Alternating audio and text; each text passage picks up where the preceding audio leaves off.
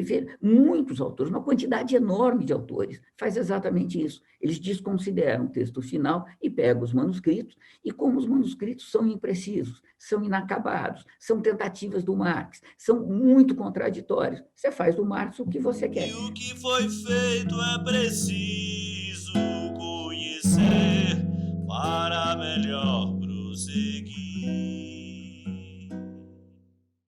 Bom, camaradas, que delícia estar aqui de novo com vocês. Bom demais.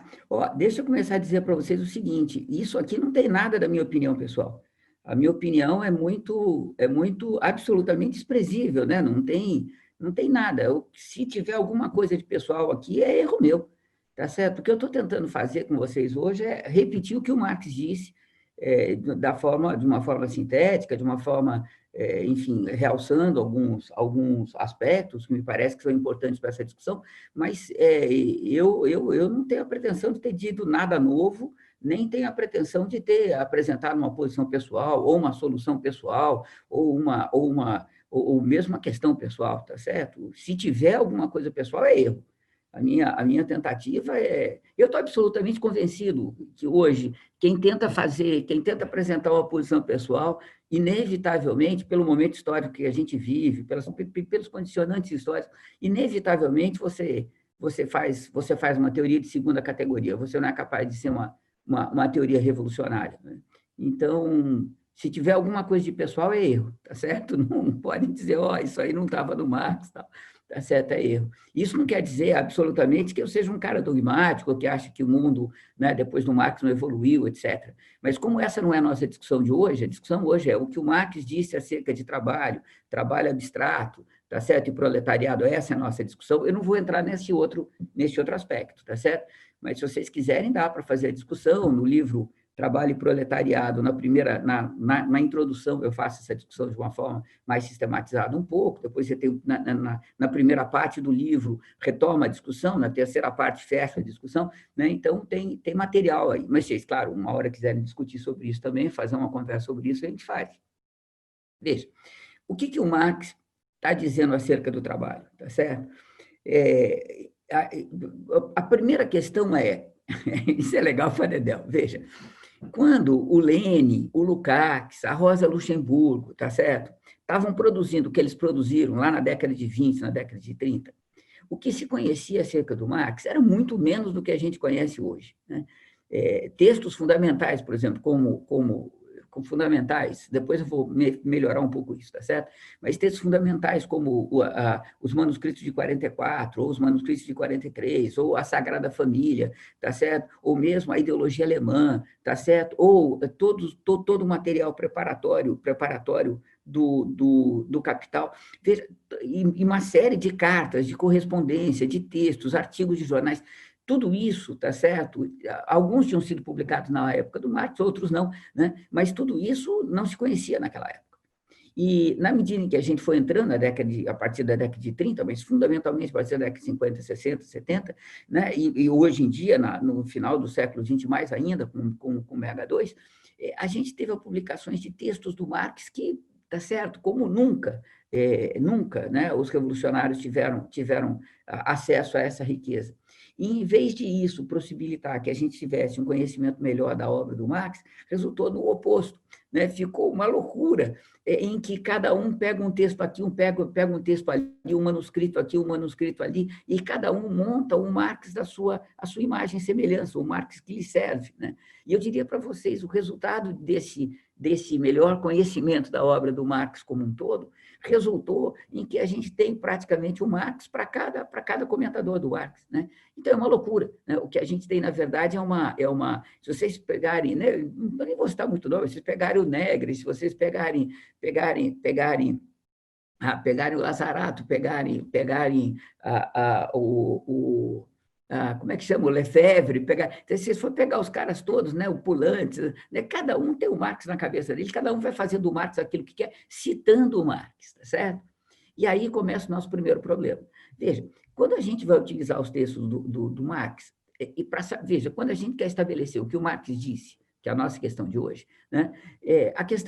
A primeira questão é, veja, qual é o texto de Marx que a gente tem que recorrer? Qual é o texto mais importante do Marx? Qual é o texto que deve servir como referencial para a gente?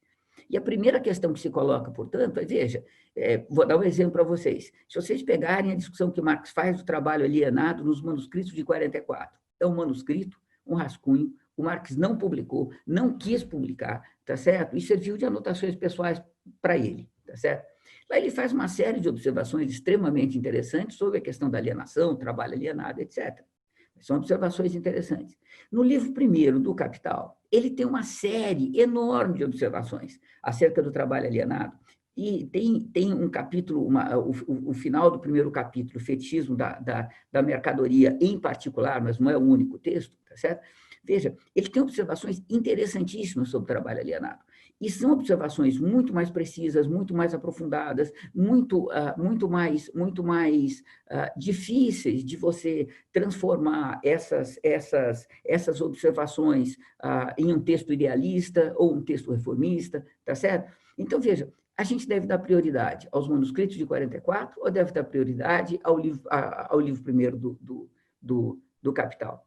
Veja, quando se trata de estabelecer o que o Marx disse, eu não tenho dúvidas. O livro primeiro do Capital deve ter prioridade sobre os manuscritos de 44. Eu não tenho a menor dúvida disso, por uma simples razão. Um é o texto que o Marx publicou em vida, outro é um texto que o Marx não publicou, que eram anotações pessoais. Então, por que as anotações pessoais devem ser tomadas como mais importantes no estabelecimento do que é o pensamento do Marx do que um texto final acabado que ele publicou? Tá certo? Então, isso me parece a primeira questão decisiva.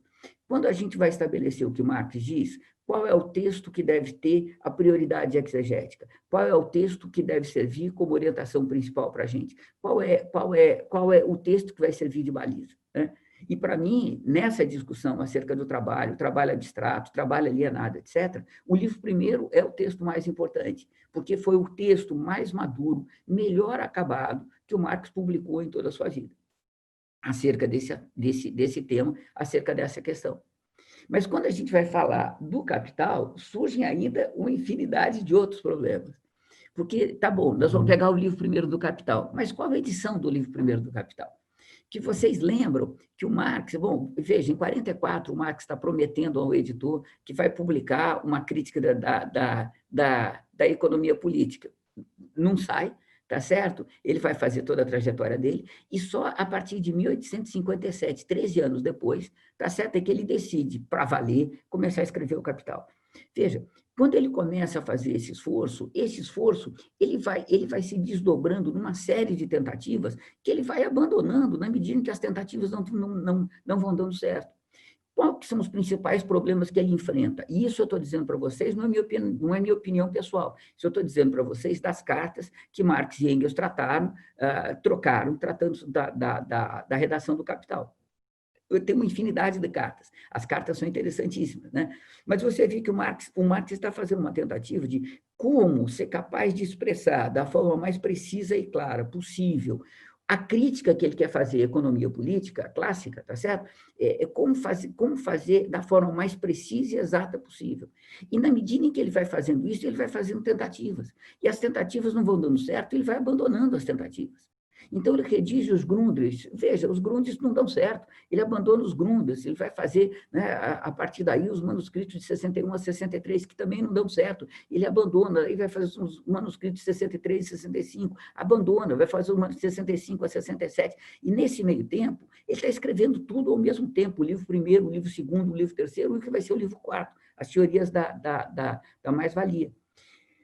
Veja, ele começa em 57, em 67 ele publica só o primeiro volume e a primeira edição do primeiro volume. Ele ainda vai preparar a segunda edição do primeiro volume, a terceira edição do primeiro volume, e o Engels vai, com base nas anotações do Marx, em cima da terceira edição alemã, vai fazer a quarta edição alemã, que vai ser a edição padrão, essa edição que a gente normalmente tem, que normalmente as traduções são feitas. Veja, neste processo todo, o Marx ainda escreve, eu tenho aqui anotado, mas não vou olhar, mas tá certo, mais 240 artigos nesses anos, 240 artigos de jornal, carta que não acaba mais, panfleto, é uma loucura o que ele produz nesses 10 anos. Mas o que interessa para a gente é que ele vai fazendo tentativas e vai abandonando essas tentativas. Uma das tentativas, depois eu vou comentar com vocês, que tem uma importância grande nesse debate, é o chamado capítulo sexto inédito, que é um capítulo que ele decide não publicar, depois eu vou dizer para vocês a razão por que ele decide não publicar. Ele decide não publicar e é um 50, 60 páginas de um manuscrito de 400 e poucas páginas, esse manuscrito se perdeu. Tem várias teorias acerca desse manuscrito, tá certo? Acho que não interessa para a gente entrar, né, de onde, o que teria acontecido com esses manuscritos, tem várias hipóteses possíveis, né? Mas, de qualquer forma, o que sobrou foi o capítulo 6º inédito, que é também o manuscrito que ele não publicou, tá certo? Veja, então, quando a gente tem essa enormidade de textos, veja, o que os manuscritos finalmente publicados, o que os manuscritos auxiliam a gente? Auxiliam a gente a entender como que o Marx foi evoluindo até chegar à sua formulação final. Então, os textos os manuscritos são interessantes, que possibilitam para a gente entender a evolução do Marx, como é que ele foi evoluindo e como é que ele chegou lá. E na medida em que essa evolução é estabelecida, fica mais simples, é mais claro, é mais tranquilo a gente estabelecer determinados problemas de interpretação que existem no texto final, que o texto final enseja. Mas vocês percebem que os manuscritos eles servem só para isto. Os manuscritos não servem para a gente, a partir dos manuscritos, corrigir o texto final, ou abandonar o texto final e preferir os manuscritos.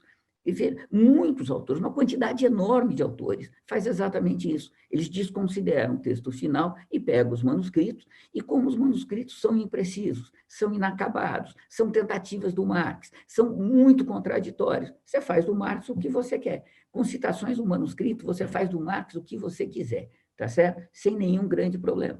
E o resultado disso é que você tem isso, né? Cada comentador do Marx cria um Marx próprio, descobre um Marx próprio, e a partir daí tem um Marx, tá certo? Veja, todos eles, sem exceção alguma, tá certo? Eu posso estar errado, que eu não conheço todos eles, mas todos o que eu li, foram alguns, tá certo? Todos o que eu li, todos, sem exceção alguma, que abandonam o texto do livro primeiro do Capital, vão para o campo do reformismo.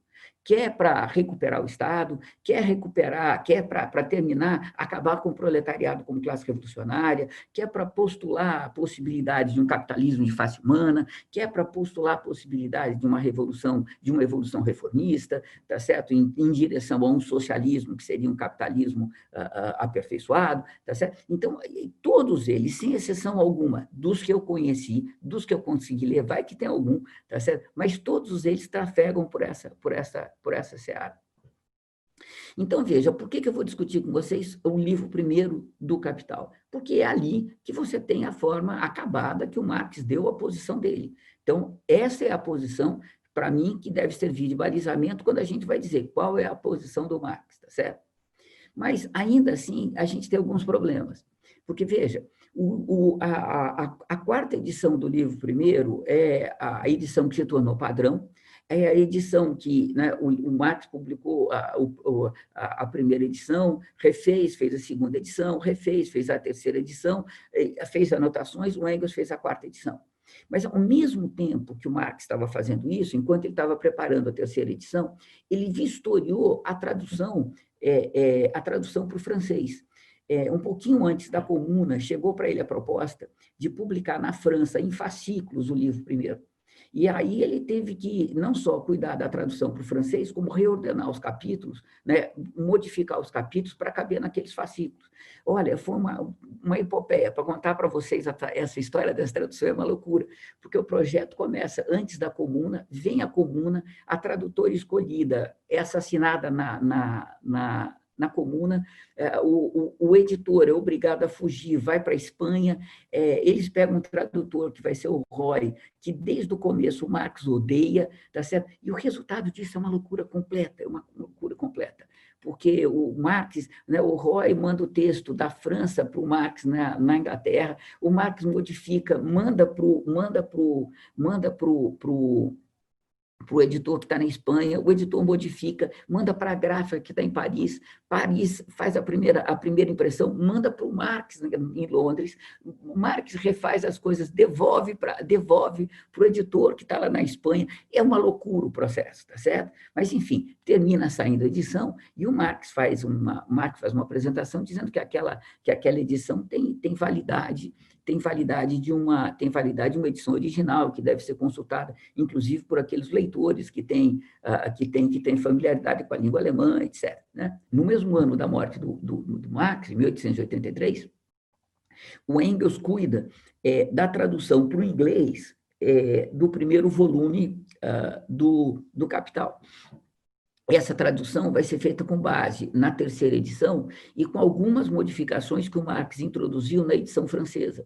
E então a gente tem, veja, do livro primeiro, além das três edições, a gente ainda tem uma versão em francês e a gente tem a tradução para o inglês, que foi cuidada pelo Engels. Então, veja, que a gente tem uma riqueza de material extremamente grande. E eu diria para vocês que a gente tem pelo menos 3 versões acabadas, digamos assim, né? A versão francesa, que é uma versão anterior à quarta edição alemã, que é a última de todos, e a primeira tradução para o inglês. Veja, então a gente tem, digamos assim, uma obra que o Marx trabalhou de 57, tá certo? Até um pouquinho antes de morrer, em 83, portanto, um tempo considerável, que o Marx cuidou de 3 edições. Tem uma carta do Marx para o Engels que ele vai dizer: eu cuidei desse texto como se fosse uma obra de arte, toda a frase aqui foi cuidada como se fosse uma obra de arte. De fato, ele cuidou com um detalhe, uma coisa absolutamente fascinante, tá certo? Uma coisa linda, linda, linda. É uma coisa fascinante. O livro primeiro é uma coisa incrível. Veja, quando o Marx começa a fazer a discussão acerca do trabalho no livro primeiro, o texto mais importante, o primeiro texto, e o texto mais importante, é a primeira parte do capítulo 5º. Veja, eu vou sempre citar para vocês da quarta edição alemã, e eu vou sempre citar para vocês da tradução da Abril Cultural. A tradução da Abril Cultural é muito superior à tradução da Boitempo. Eu não trabalhei com a edição da Boitempo para valer, tá certo? Quando saiu a edição, eu já não estava trabalhando com Capital há alguns anos, mas vários estudiosos do Capital, tá certo? Confirmaram para mim, tá certo? Olha, se você tiver que escolher, escolha da Abril Cultural, que ainda é a melhor, tá certo? É a mais precisa, etc. Então, eu estou citando para vocês a Abril Cultural e eu estou citando para vocês das edições de 83 do tomo 1 do livro primeiro da Abril Cultural e da edição de 85 do tomo 2º do livro 1 do Capital. Eu adotei esses 2 anos, 83 e 85, porque para mim trabalhar ficava mais fácil. Em vez de ter que toda vez fazer tomo 1º, tomo 2º, bastava dizer 83, 85, eu já sabia que tomo que era, tá certo? Foi só por causa disso que eu trabalhei com esses dois diferentes anos de edição. Veja, o que o Marx vai dizer no livro primeiro, quando a gente vai chegar no trabalho? Quando o Marx está terminando de escrever o livro primeiro em 87, é que a primeira máquina de escrever está ficando praticável, está ficando possível de ser utilizada, né? Então, todo o trabalho para sair a primeira edição do livro primeiro, eu acho que todo o trabalho do Marx nunca não usou uma máquina de escrever, acho eu, tá certo? Mas durante todo o Capital, isso era feito, veja, a tinta nanquim, com a caneta de pena de aço, tá certo?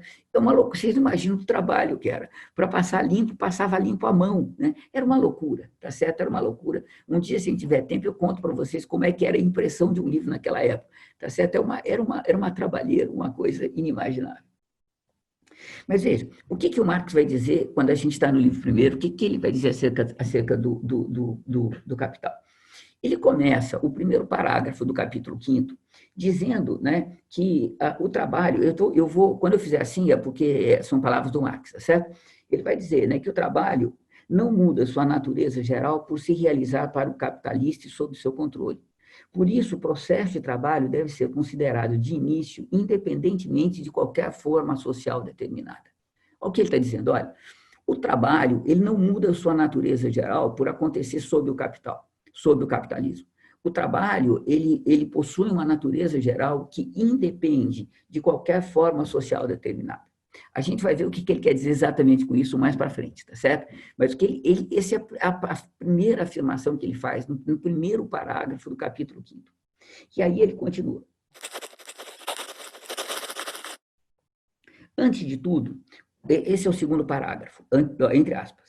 Antes de tudo, o trabalho é um processo entre o homem e a natureza, um processo em que o homem, por sua própria ação, medeia, regula e controla seu metabolismo com a natureza. Ele mesmo se defronta com a matéria natural como uma força natural. Ele põe em movimento as forças naturais pertencentes à sua corporalidade, braços e pernas, cabeça e mão, a fim de apropriar-se da matéria natural numa forma útil para a sua própria vida. Ao atuar por meio desse movimento sobre a natureza externa a ele e ao modificá-la, ele modifica ao mesmo tempo sua própria natureza.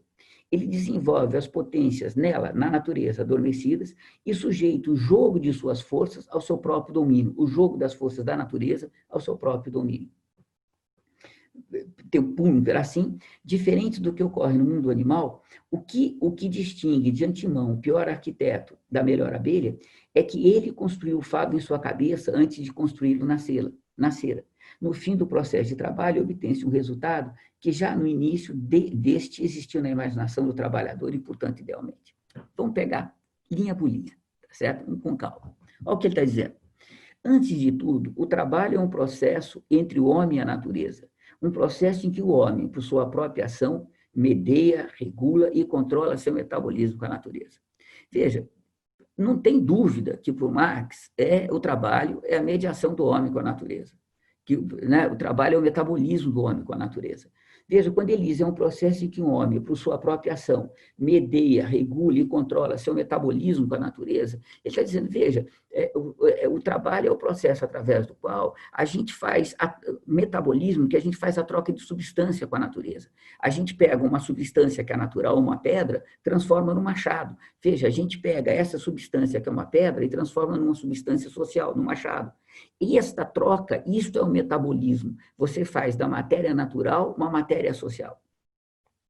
E ele continua mesmo.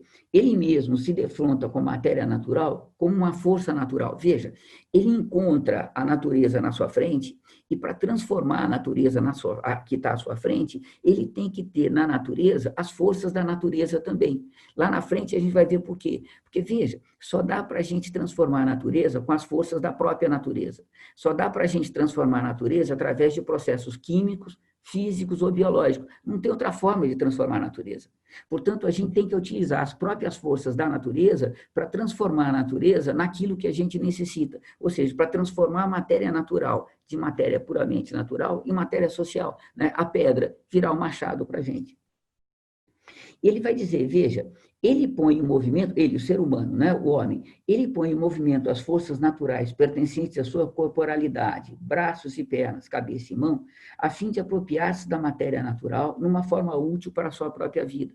Veja, para que você transforme a natureza, já que a natureza é matéria natural, para você transformar a matéria natural, você só tem uma saída. Você tem que pegar essa matéria natural, nossos braços, pernas, mão, cabeça, isto que está sob controle da nossa consciência imediata, pegar essa matéria natural, colocar em confronto com a matéria natural, para que a gente possa provocar na matéria natural os processos químicos, físicos e biológicos que interessam a gente e que vão transformar a matéria natural na matéria social. Veja, se a gente não tiver o trabalho da mão, do corpo, etc., da corporalidade humana, a gente não é capaz de transformar a pedra em machado. Veja, isso parece uma loucura, mas pensem, se eu chegar para uma pedaço de pedra e falar, pedrinha, amor meu, por favor, se transforme num machado para mim, percebe? Isso não vai funcionar nunca. A pedra, ela só vai se transformar em machado se eu usar contra ela as forças da própria natureza. E as forças da própria natureza, que imediatamente estão sob o controle da minha consciência, estão sob o meu controle, que é o meu corpo, essa parte da matéria natural que é o meu corpo. Então, veja, ele está dizendo, né, ao realizar o metabolismo com a natureza, o ser humano põe em movimento as forças naturais pertencentes à sua própria corporalidade, braços e pernas, cabeça e mão, a fim de apropriar-se da matéria natural numa forma útil para a sua própria vida. Ao atuar por meio desse movimento sobre a natureza externa e a modificá-la, ele modifica, ao mesmo tempo, sua própria natureza. A gente vai ver já por que ao modificar a natureza, né, externa a ele modifica a sua própria natureza. 2 minutos a gente chega lá. No final deste parágrafo tem a explicação disso, tá certo? Então, guarda isso. Ó. Ao transformar a matéria externa, a matéria natural, como é que é? Ao atuar por meio desse movimento sobre a natureza externa a ele e ao modificá-la, ele modifica ao mesmo tempo sua própria natureza. Ele desenvolve as potências nela adormecidas adormecidas e sujeita o jogo de suas próprias forças ao seu próprio domínio. Ou seja, ele desenvolve as potências adormecidas na natureza e submete as forças da natureza, o jogo das forças da natureza ao seu próprio domínio. Pega uma pedra, que só existe como pedra, e faz um machado. Enfim, e ele vai dizer, então, que diferente do que ocorre no mundo animal, diferente do que ocorre no mundo animal, o que distingue de antemão o pior arquiteto do melhor abelha é que ele construiu o favo em sua cabeça antes de construí-lo na cera. No fim do processo de trabalho, obtém-se um resultado que já no início deste existiu na imaginação do trabalhador e, portanto, idealmente. Veja, o que o Marx está dizendo? Antes da gente fazer o machado, a gente constrói na nossa cabeça o projeto do machado. Por que a gente constrói o projeto do machado? Bom, a gente está vivendo uma determinada realidade, esta realidade tem determinadas necessidades e possibilidades. Ao a gente viver nessa realidade e analisar essas necessidades e possibilidades, a gente chega à conclusão que o melhor é fazer um machado. A partir desta necessidade, a partir desta possibilidade que a gente identificou na própria realidade, a gente elabora o projeto de machado e vai levar esse projeto à prática, vai colocar esse projeto na prática. Veja, para você transformar esta ideia de machado num machado, veja, antes disso, por que a gente tem que transformar a ideia de machado num machado existente fora da nossa consciência, num machado objetivamente existente? Porque a ideia do machado não cumpre nenhuma função do machado. Vamos imaginar que eu preciso do machado para cortar uma árvore. A ideia do machado não corta a árvore. Se eu quero cortar a árvore, eu tenho que fazer o machado que existe fora da minha consciência e que, portanto, tem a propriedade de ser capaz de cortar a árvore. Então, veja, só a ideia de machado não basta. Eu tenho que ser capaz de transformar a ideia do machado num machado realmente existente. E para fazer isso, só tem uma saída. Eu tenho que lançar a mão da minha corporalidade, das forças naturais que estão sob o meu controle, para agir sobre a matéria natural, provocar na matéria natural os processos naturais, os processos químicos, físicos e biológicos que possibilitem transformar esta pedra, tá certo, no machado que me interessa, né? Que naquele momento me interessa. Veja, ao realizar isso, eu transformo minha própria natureza. Por quê? Porque, veja, ao eu planejar o machado, eu parto do pressuposto que aquilo que eu conheço acerca do mundo é verdadeiro, que, portanto, o conhecimento que eu tenho da pedra, da madeira, etc., é verdadeiro o suficiente que possibilita a mim fazer com que este projeto de machado ideal seja um projeto realizável na prática. Eu parto do pressuposto, portanto, que o conhecimento que eu tenho do mundo externo a mim é um conhecimento verdadeiro. Quando eu vou construir o machado, quando eu vou objetivar esta ideia, veja, ao fazer isto, tudo aquilo que eu penso acerca do mundo entra em contato com aquilo que de fato o mundo é. Eu estava pensando que essa pedra era melhor, essa pedra era pior, essa madeira é melhor, aquela madeira é melhor. Veja, o que eu penso acerca da pedra, da madeira, da minha capacidade de fazer, tudo isto que eu penso acerca do mundo, quando eu vou fazer o machado, entra em confronto com aquilo que a realidade de fato é, e o resultado disto é um processo através do qual a gente pode verificar até que ponto aquilo que a gente pensa da realidade é verdadeiro ou é falso. Veja, quando, ao transformar a natureza, eu produzo na minha consciência um novo conhecimento, não dá para me alongar com vocês agora, mas junto com o novo conhecimento, você produz também uma sensibilidade mais apurada, porque quanto melhor você conhece o mundo, melhor você sente o mundo. E quanto melhor você sente o mundo, mais informações do mundo você traz, portanto, melhor você conhece o mundo. Então, veja, mas ao produzir o conhecimento e, portanto, a sensibilidade, veja, o indivíduo se transforma. Mas não é só o indivíduo que se transforma. Ele se transforma porque ele pode fazer coisas que ele não podia antes, ele tem possibilidades novas, e agora que ele conhece coisas que ele não conhecia antes, ele passa a ter necessidades que ele não tem antes. Então, você não só produz novos conhecimentos, você produz também novas necessidades. E essas necessidades são subjetivas do indivíduo e são necessidades objetivas. A sociedade que descobre o machado não consegue mais viver sem machado. O machado passa a ser uma necessidade objetiva dessa sociedade. E o resultado disso é que essa sociedade agora, ela tem, quando ela vai mudar, ela tem que falar, mas esse novo lugar tem pedra legal para fazer um machado, tem madeira legal para fazer um machado, ela tem necessidades novas. Então, veja, Quando a gente realiza um metabolismo com a natureza e a gente transforma a matéria natural naquilo que a gente necessita, num valor de uso, numa matéria social, quando a gente faz isso, a gente não apenas transforma a natureza externa a gente transforma também a nossa própria natureza de ser humano. E é isto que vai fazer com que o ser humano seja diferente da abelha, seja diferente dos animais. É esta capacidade que a gente tem de realizar o trabalho, ou seja, de produzir a partir da matéria natural uma ideia que foi produzida a partir da vida objetiva que a gente tem, portanto, a objetividade é o momento predominante em relação à ideia, tá certo? Mas veja, esta capacidade de transformar, né, a matéria natural em matéria social a partir de uma ideia, isto é o que faz a gente humano. E o fato da gente ser humano em qualquer forma de sociedade é que faz com que o trabalho não mude sua natureza em geral, sua natureza geral, em qualquer sociedade que exista. Então, o trabalho em metabolismo com a natureza é algo que existe em qualquer sociedade. E é isso, e é algo, não só, que eu vou mostrar para vocês, que não só existe em qualquer sociedade, como é também fundante de qualquer sociedade, né? Como é ele que vai determinar a essência, os traços essenciais mais importantes de todas as formações sociais, de todos os modos de produção. Veja, não estou dizendo com isso que a história humana é redutível ao trabalho, tá certo? Mas sem trabalho não tem história humana. E trabalho no sentido preciso que dá para o Marx, o metabolismo do ser humano com a natureza. Veja, quando o ser humano ele vai transformar a natureza naquilo que a gente precisa, quando ele vai produzir, portanto, o seu valor de uso, quando ele vai fazer isso, ele tem que... deixa eu ler a passagem do Marx. Eu estava tentando evitar, mas acho que vai ficar ruim. Deixa eu ler a passagem do Marx.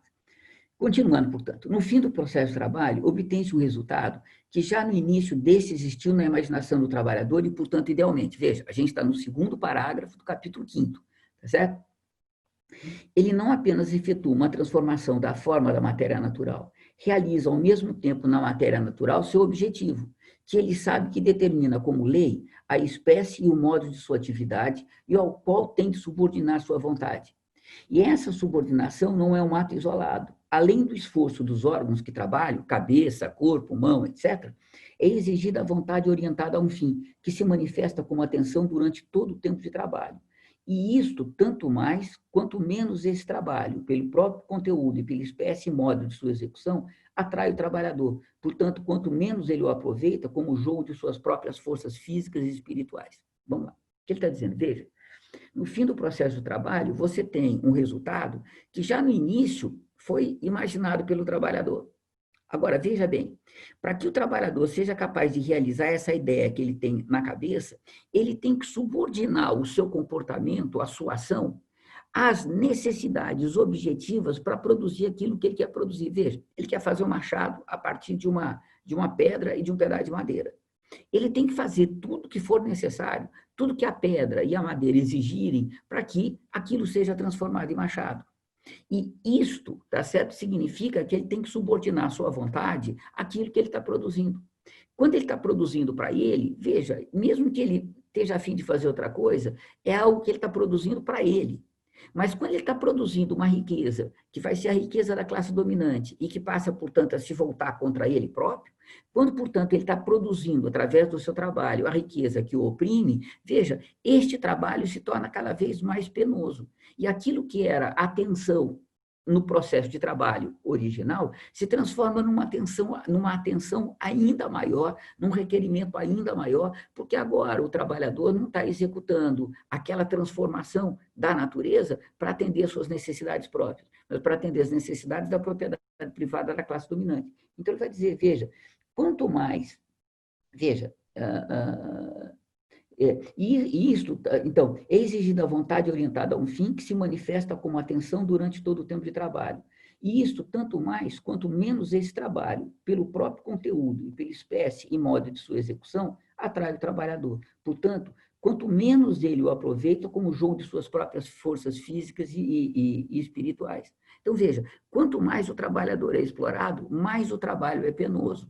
Isso, todavia, não muda a natureza geral do trabalho, independente da forma social sob a qual ele se realiza. Dá uma vontade de perguntar, está dando para entender, eu estou indo muito depressa, mas não pode perguntar, né? Vocês não podem responder, então eu vou continuar, depois vocês perguntam. tá certo? Mas dá vontade de saber o que vocês estão achando. Ele vai dizer, veja, o que ele vai dizer logo em seguida, portanto, tá certo? Ele vai dizer, veja, se o trabalho é o intercâmbio entre o homem e a natureza, portanto, é a transformação da natureza. Se o trabalho é o metabolismo, né, entre o ser humano e a natureza, isso para transformar a natureza, você tem que necessariamente atender às exigências que a natureza coloca. Então, se é para produzir, né, o machado a partir da pedra e da madeira, você tem que fazer o que for, o que a pedra e a madeira exigirem para se transformar no machado, bater assim, trabalhar assim, polir assim, cortar assim, né? Então, se você tem que se subordinar à natureza, tá certo? Você tem que aceitar os limites da natureza, respeitar os limites da natureza, para você transformar a natureza naquilo que você precisa. Veja, não tem nenhuma dúvida do que vai ser o objeto do trabalho para o Marx. O objeto do trabalho para o Marx só pode ser a natureza, ou, se já for uma natureza transformada pelo trabalho humano, matéria-prima. Então, tanto a matéria-prima como o objeto do trabalho para o Marx são natureza. Ou natureza no seu estado puro, não transformado, ou natureza transformada pelo trabalho, que é a matéria-prima. Tem a citação, se vocês quiserem, mas eu vou correr um pouquinho, tá certo? Mas isso tá no terceiro parágrafo do capítulo 5º. Tá certo? Vocês abrirem o terceiro parágrafo do capítulo 5º, está lá essa definição do que é objeto de trabalho e matéria-prima. E logo em seguida, ele vai falar o que é o meio de trabalho. O que é o meio do trabalho? Veja, entre o ser humano e o objeto a ser transformado, você tem um meio de trabalho. O que é o meio de trabalho? O meio de trabalho são todas aquelas ferramentas, todos os mecanismos, tudo aquilo que o ser humano transforma da natureza para fazer como ferramenta, para servir como mediação, para potencializar a sua ação sobre a natureza. Então, veja, objeto de trabalho, matéria-prima e meio de trabalho são natureza transformada. E só podem ser natureza transformada, porque para você transformar a natureza, a matéria natural, num valor de uso, transformar matéria natural numa matéria social, você só tem uma alternativa, tá certo? Você tem que utilizar as próprias forças da natureza contra a natureza para fazer a natureza se transformar naquilo que a gente precisa. Então, os meios de produção, matéria-prima, objeto do trabalho, só podem ser natureza ou natureza transformada. Isso lá na frente vai ter uma importância muito grande, tá certo? Agora, eu tenho a impressão que você está falando, pô, descobriu a América, né? Mas lá na frente vai ter alguma importância, tá certo? Mas o Marx deixa isso muito claro, tá certo? Deixa isso de uma forma muito, muito nitidamente estabelecido, não tem como dessas passagens vocês tirarem outras interpretações, a não ser que meio de trabalho, objeto de trabalho e matéria-prima é natureza ou natureza transformada, não tem como tirar outra coisa, tá certo? No mesmo capítulo, tá certo? Ele vai dizer que logo em seguida, na medida em que o processo de trabalho vai se desenvolvendo, você passa a ter o desenvolvimento de ferramentas, de meios de produção, ferramentas ele não usa ainda, meios de produção, objetos de trabalho, etc., que vão sendo acumulados ao longo de gerações, né? Então, você vai ter, ele vai citar que nas cavernas pré-históricas, você vai encontrar as ferramentas que eram deixadas lá, as pinturas rupestres, os artefatos de cerâmica, né? Veja, deixa eu fazer um parênteses. Lembra que naquela época, tá certo? O que se conhecia da pré-história humana, o que se conhecia da sociedade primitiva era ridículo, tá certo? Quando o Marx está publicando a primeira edição do livro primeiro, nem o livro do Morgan tinha saído ainda, nem a ideia, né, ou a constatação de que a organização familiar tinha uma história e que na pré-história isso evoluía, nem isso, tá certo? Os caras conheciam, o Marx conhecia ainda. Andando uma página, a gente está no capítulo 5º, eu estou andando uma página para frente, tá certo? No capítulo 5º. Ele vai dizer, ó, considerando-se o processo inteiro do ponto de vista do seu resultado, do produto, o processo inteiro do trabalho, tá certo? Considerando-se o processo inteiro do ponto de vista do seu resultado, do produto, aparecem ambos, meio e objeto de trabalho, como meios de produção, e o trabalho mesmo como trabalho produtivo. Veja, o que ele está dizendo de trabalho produtivo? Ele está dizendo, olha, toda vez que você tem um metabolismo com a natureza e você produz, a partir da transformação da natureza, algo útil para o ser humano, ao você fazer isso, você tem um trabalho produtivo, você está produzindo. Vocês percebem que isso é meio que uma tautologia. Um trabalho que não produza, um trabalho improdutivo, não tem nenhum sentido. O trabalho, que é o metabolismo com a natureza, que é o intercâmbio com a natureza, é necessariamente produtivo. Você não tem um processo de trabalho que não produza. Então, veja, este conceito de trabalho produtivo que ele está trabalhando aqui é o trabalho, eu diria, mais universal e é o conceito mais basilar. Todo trabalho produz alguma coisa, portanto, todo trabalho é trabalho produtivo. Ó, segurem isso. Deixa eu contar para vocês de uma carta do Engels para o Marx. Quando o Marx estava terminando o que viria a ser a primeira edição do livro primeiro, em 1867, ele mandou um manuscrito para o Engels dar uma lida. O Engels leu, devolveu o manuscrito com uma carta, dizendo, Engels, por que em vez de você utilizar as categorias da economia política clássica, lembra, a economia política clássica é a economia burguesa, tá certo? É a ciência criada pela burguesia desde o século XVI para explicar para a própria burguesia a força do capital, o que o capital é, tá certo? Então, veja, o Engels escreve para o Marx, por que você está usando as mesmas categorias? E o Marx vai dizer, ó, se eu criasse categorias novas, ia ser muito mais difícil para as pessoas entenderem. É preferível pegar as categorias que a economia política criou, algumas das categorias, fazer a crítica delas, colocá-las de pé e, a partir daí, mostrar o verdadeiro conteúdo social que essas categorias têm. Então, veja, quando o Marx está falando em trabalho produtivo, ele está já fazendo uma discussão com a economia política clássica. Porque trabalho é produtivo. Trabalho produtivo é uma tautologia, que nem falar né, a cor branca do cavalo branco do Napoleão. Percebe? O trabalho é produtivo. Mas por que ele está falando trabalho produtivo? Porque o Adam Smith, lá em 1776, na Riqueza das Nações, isso depois vai ser retomado e desenvolvido pelo David Ricardo, no comecinho do século XIX. Veja, o Adam Smith ele já estava percebendo que você tem, na relação do burguês com os trabalhadores, você tem dois tipos de trabalhador e, portanto, dois tipos de salário. Você tem um trabalhador, por exemplo, o contador, que quando você paga o salário para ele, você está pagando custo. O contador não dá lucro. Se você puder ter dois contadores, mandar um contador embora, o seu lucro aumenta. Se você tiver um contador e tiver que contratar um segundo contador, seu lucro diminui, porque contador é custo. Mas tem trabalhador, lembra que o Adam Smith analisa aquela fábrica que faz agulha, né? Manufatura, não é fábrica, manufatura que faz agulha. Veja, mas tem um trabalhador, aquele que faz agulha, que se você puder contratar mais desses trabalhadores, seu lucro aumenta. Se você mandar esses trabalhadores embora, seu lucro diminui. Então, já para o Adam Smith, já para a burguesia daquela época, estava claro que tem um trabalhador que produz lucro e um trabalhador que não produz lucro. Então, a burguesia já lá está falando em trabalho produtivo de lucro, trabalho improdutivo de lucro. Isto que é trabalho produtivo e improdutivo, percebe? Que depois o Adam Smith recupera e vai utilizar de uma forma mais sofisticada. O Adam Smith vai dizer, olha, o trabalho produtivo é aquele que produz mais-valia e o trabalho improdutivo é aquele que não produz mais-valia, é um conceito que transformado, porque o Marx vai transformar, mostro para vocês, mas que vai ser utilizado pelo Marx também. Então, veja, quando ele está dizendo assim, ó, considerando os processos inteiros, o processo de trabalho inteiro, do ponto de vista do seu resultado, do produto, aparecem ambos, o trabalho e o produto, meio e objeto de trabalho, como meios de produção e o trabalho mesmo como trabalho produtivo. E aí, veja, ele vai fazer, logo em seguida, uma nota muito legal, que ele vai dizer, essa determinação de trabalho produtivo, tal como resulta do ponto de vista do processo simples de trabalho, não basta de modo algum quando se trata de considerar o processo de produção capitalista. Veja, deixa eu voltar um pouquinho o raciocínio e a gente retoma, tá certo?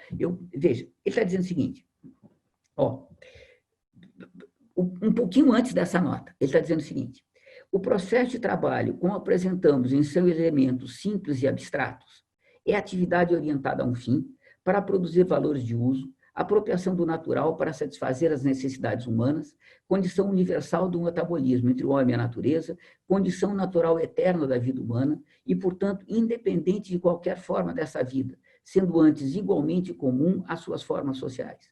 Ó, vamos com calma. O processo de trabalho, como apresentamos em seus elementos simples e abstratos. O que o Marx está chamando de abstrato? Veja, o Hegel vai introduzir na fenomenologia do espírito e na ciência da lógica ele vai introduzir um conceito novo de abstrato e concreto é ruim, mas uma forma nova de utilizar concreto e abstrato. Veja, normalmente a gente vai dizer abstrato é uma ideia, concreto é aquilo que a gente tropeça, né? Uma pedra é concreta, uma ideia é abstrata. O Marx usa abstrato e concreto nesse sentido, o Hegel também, tá certo? Sem nenhum problema. Mas no desenvolvimento da ideia para o Hegel, você tem um processo em que o ser humano vai se tornando cada vez mais mediado, cada vez mais rico de mediações. E quanto mais rico de mediações, vai dizer o Hegel, mais concreto ele se torna. Então, o Hegel introduz o uso de abstrato e concreto para dizer o abstrato é mais rico, o abstrato tem menos abstrações, tem menos mediações, desculpem, e o concreto é mais rico de mediações. Veja, quando o Marx está dizendo assim, o processo de trabalho, como apresentamos em seus elementos simples e abstratos. Elementos simples e abstratos significa que são os elementos mais universais, mais simples. Estão faltando uma série de mediações. Então, ele está falando aqui, ó, o processo de trabalho, como apresentando em seus elementos simples e abstratos, ele só quer dizer isso, no seu sentido mais universal do termo. Ele não está dizendo que apresentou aqui o trabalho abstrato no sentido capitalista do termo, no sentido daquele trabalho que foi transformando em mercadoria, que vai ser comprado com força de trabalho, está certo, através de um salário. Não é isso que ele está dizendo. Ele está dizendo, ó, o processo de trabalho, como apresentamos aqui no capítulo 5º, tá certo? Como apresentamos em seus elementos simples e abstratos, é atividade orientada a um fim para produzir valores de uso, apropriação do natural, da matéria natural, do natural para satisfazer as necessidades humanas, condição universal do metabolismo entre o homem e a natureza, condição natural eterna da vida humana e, portanto, independente de qualquer forma desta vida, sendo antes igualmente comum a todas as suas formas. Por isso, não tivemos necessidade de apresentar o trabalhador em sua relação com outros trabalhadores. O homem e seu trabalho de um lado, a natureza e suas matérias de outro, bastavam.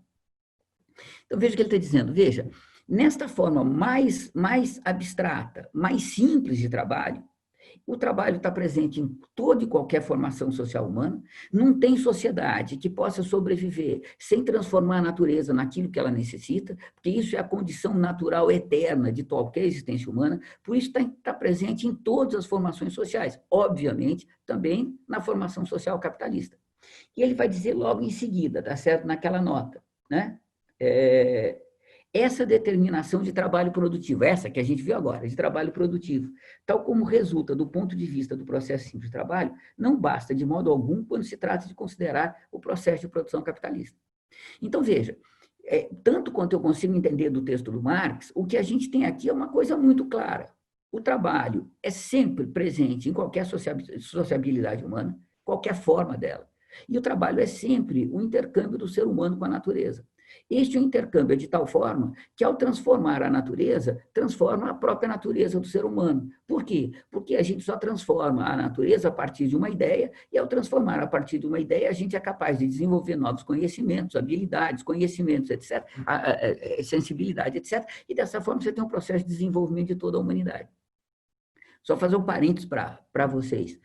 Isto que eu comentei com vocês agora em 50 minutos, é o que o Lukács vai pegar no capítulo do trabalho e da reprodução da ontologia e escrever 250 páginas sobre isso, e mostrar como, tá certo? Isto que o Marx está dizendo aqui em 3 ou 4 páginas, tá certo? Pode ser desdobrado em mediações que não acabam mais, determinações que não acabam mais, e o trabalho e da reprodução social. Nisso, né, o Lukács, né, esses 2 capítulos do Lukács são absolutamente geniais, tá certo? Mas não se trata da ontologia do Lukács 2, se trata do Marx. Então, vamos ficar nele. Mas só para dizer para vocês que é daqui que o Lukács vai tirar o trabalho e a reprodução, e, claro, o trabalho para o Marx sempre o intercâmbio para o Lukács, sempre o intercâmbio com a natureza, etc., etc. Veja.